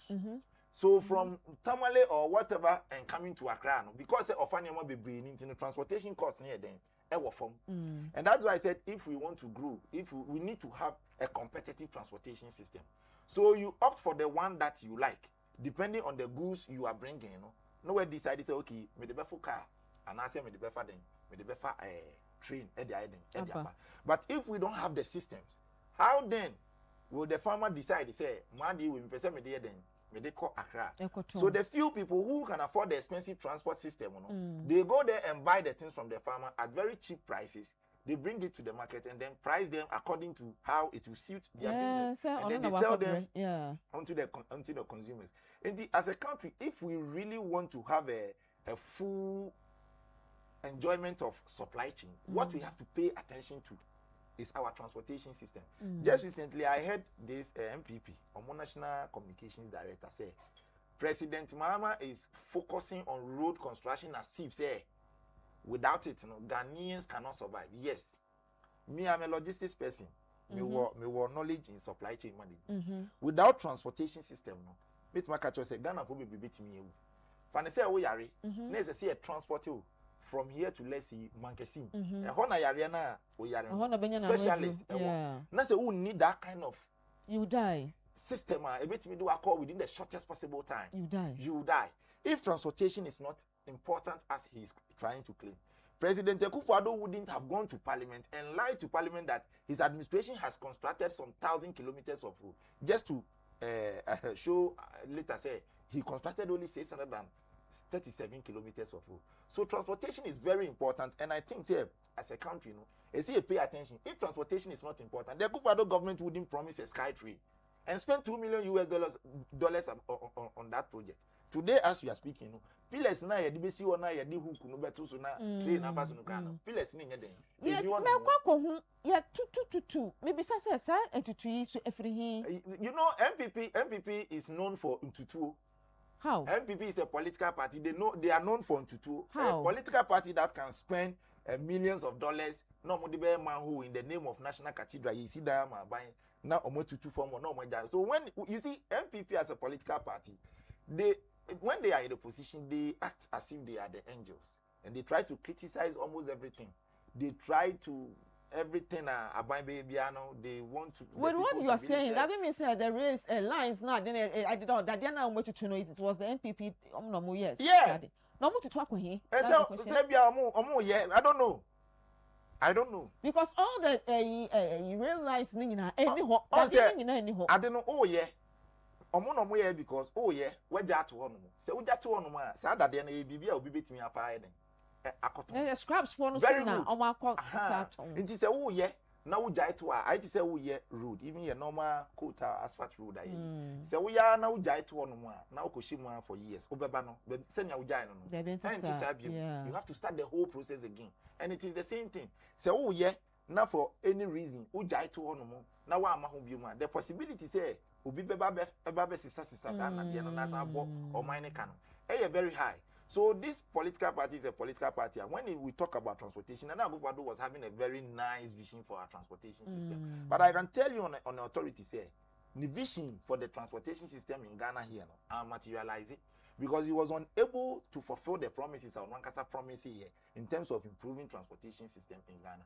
So I would say that government has never increased transportation fares. And the President Mohammed's administration, transportation, look, even with this 24-hour economy, agriculture sector, say you need good transportation system. The 24-hour economy cannot materialize. That you see, every day I've been saying that MPP, they don't understand what is called 24-hour economy. That is why they keep criticizing. That policy is a good policy that if it is implemented today, a baby, a Juma Manipa. But a day I can't be here and sign as our policy. You see, Kaswa ye relocating market for be baby and they are complaining. Why are they complaining? A bit more say Oma consider maybe a road network nearness to potable water manimano. So they may lament to say they are not willing to go there. The same thing applies to the 24-hour economy. Say say agriculture bit me produce to feed the country. Now, at any given time, na biani bet me free a crassi abekroma. What do you need? You need transportation. So without good and formidable transportation system, the 24-hour economy implementation will be a difficult thing. And we only see it in institutions. To say a passport office, they started 24-hour economy. Universal Motors, they've started 24-hour economy, and some other institutions have started 24-hour. But to have a full 24-hour economy operating as a nation, one, we need good transportation system. Send as agriculture for no a produce nyamana. You bet me a convey nyamano from the farms to the cities. If roads are not important, the Kufuor government wouldn't have signed cocoa roads about 26 billion Ghana cedis cocoa roads contract. So roads are very important as far as the economy's development is concerned. And to know, like I said, government has never increased fuel prices, and even VIP for omu prices now are increasing. I'll say a way omu increasing. If you look at the rate fuel prices, air cost on the world market. But even with that one alone, then this administration is managing fuel prices better than the MPP administration. In 2024, when you go to the international market, now the price of crude oil is $79 per barrel. Today, as we are speaking, it's around $110 per barrel. And when you go to the pump, a liter of fuel is 13 cedis. In 2024, a liter of fuel was 15 cedis. So between the two, let us assume say political actors are hiding behind this VIP issue to churn out propaganda or to spread news. Say the president or the government of the day is increasing transportation fares. When it comes to fuel price management alone, the NDC administration is doing so well as compared to the Nana Addo Dankwa Akufo-Addo's government. So it is neither here nor there. Say buying to transportation fares more. Now VIP and a private company be our no to say based on the services he's rendering to the public, or akonya say or better to the transportation fares. So an person no waka chere Alhaji Abbas Imoro. because ono GPRTU a penny ababa bonti abaka say if VIP is allowed to increase transport fares by 25%, we will instruct all GPRTU members to also increase fares. As I mean, you see, Alhaji Abbas Imoro, meaning what motivated him to come out with that statement. But when you go to the private sector, there is competition. Private sector, there is competition. Now, government back bimu because government doesn't want the consumer to be exploited by them. With pure water intervention, yeah. There is competition. Once a VIP, a private entity, any more association, a VIP na what to do without government's approval. They didn't do it with government's approval. Yeah. They are looking at the services they render, and based on that, they feel like let us increase our fares. So, improve models are. Mo consider say a drew on one automatically as I say you increase your first and we have been here normally say fuel prices say a cost run spare parts a cost run is animal a buying to minimum negotiating number 2 today as we are speaking we share dollar now there Eswati so you definitely a more profit kakra I was spare parts importation but Eswati the okotema porta you never go on one importation charges that's why then Eswati and you put all these things into consideration before and son of work I say me then me increase me first and before and son of work as I say revisiting those areas how are those sectors performing even though fuel prices everybody can attest to the fact that due to the the Iranian conflict fuel prices keeps going up and up but has it checked the dollar rate? Has he checked importation charges at Temahabo? As I said, omu check is money before and sana or then a private company, an association cannot compare itself to a private company. Yeah. An association cannot compare itself to a private company. It is just like government is that let's say institution be now or then to one company be on a bar. Or any BB. If you feel say as far as VIP for it me to omolori fam no I will say obi san say yen so ye association no what are some of the things are it me man VIP for because yes yeah na yen every VIP charges the normal transport systems every titi bisa say what are they doing that omo timi increase omo first na ye no yentimi nye den increase there is a competition somewhere which untimi but also so as an association as an entity no put yourself in that competitive environment so when you are also demanding for increment it will be justifiable but today if we are to invite the VIP let's say their PRO or their manager here Obama, a lot of instances in TIA justify says when you go to this GPRT, they don't. You cannot even protect the consumer, and you are calling for price increment. Yet, so no more stakeholders, no air drivers, no. Omogus wa GM bro.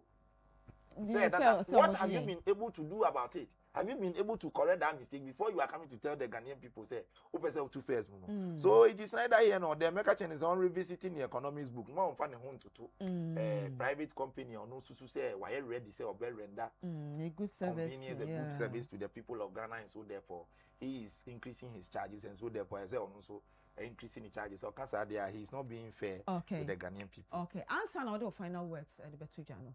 What call Accra? You say you bought 12-1 is no fair omoji. I think so what tackle that area no. Say you GPRT you say wo two way ma hwenyama mutu me fasiha ma fasia baby one destination make no na ma je me for Ghana. Na ma says aska no. But Accra edu 12-1 is no fair omoji. To say baby tisa kaswa you because you say 20 Ghana. Ah en what say je sa. Maybe say one can be kakran fa na fe wo de won sam no. That is why we praise the current transport minister. Matieno Nkomobo Bibri. And the kind of systems are or adopting a competition. Government should come in with a high competition strategy. Okay. Before Ansana, Omubeye Sanyama no bit me at where then. Today, Sadia Sawa Cran Bob 6 going.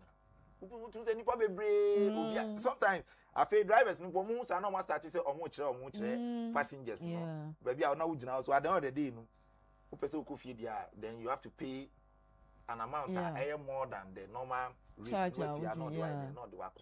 Say you this kind of robust transportation system. Now you this multimodal transportation system. Government is importing 500 buses to complement the already buses we are having in the system. But ask yourself, say, is it enough to solve the problem we are having today? It is not enough.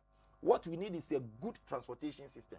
When I say a train, now from Noah, they call baby to say, or don't commit me in your trainer. She need to do a train betting. Very good. Inti Trotron, Nipa never go on a Trotron betting. Say, let me exploit them. Oh, yes, a crowd, no. But just what I say. So, me have been following this new transportation minister, and I know say the policies in Niamobi for a very long time. Ghana Airways, Ecolapse, is pushing forward. Says, I didn't sign them.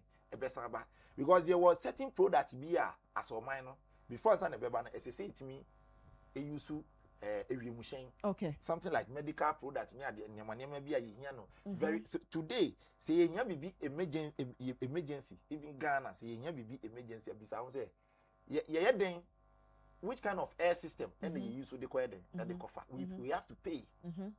Meanwhile, Ghana is a country, is an autonomous country. I answer to me decide why are we not having a government airline as you bet me use that system no near the on that note, I will still thank Ibrahim Mahama for giving his private jet to the Ghana ambulance service. Yes, everybody solve this kind of problems. They are nice. They say fly with the when you apply, they will bring it, and that is what good governance is all about. That is what can help us to develop this our country. As I say, adopting this multimodal transport system. There should be that railway system. There should be the airline. There should be the road transport system. To say, oh, come baby, now share the factors available to you. Ni baby, I will come now. When I be decide, say, my main full train, and I say my main full car. Na main fan could do baby, I may come. But see, jai, the markets now they will continue to exploit the final consumer because at the end of the day, no government no intimate koto cars be break to that extent. Say or they be breaking that monopoly now. Truck drivers no, you know, just say, this year transportation, this railway system no very robust. Now Metromans age now baby, STC so baby now fit training so then baby so very good. Before and son that traffic congestion in Yamabia high. People are losing their jobs because of some of these things. Oh, yes. And it is more serious than what we are discussing. Yes. Obi bet me fifi say okwe ejuma say could do about 8 o'clock because of traffic congestion thing.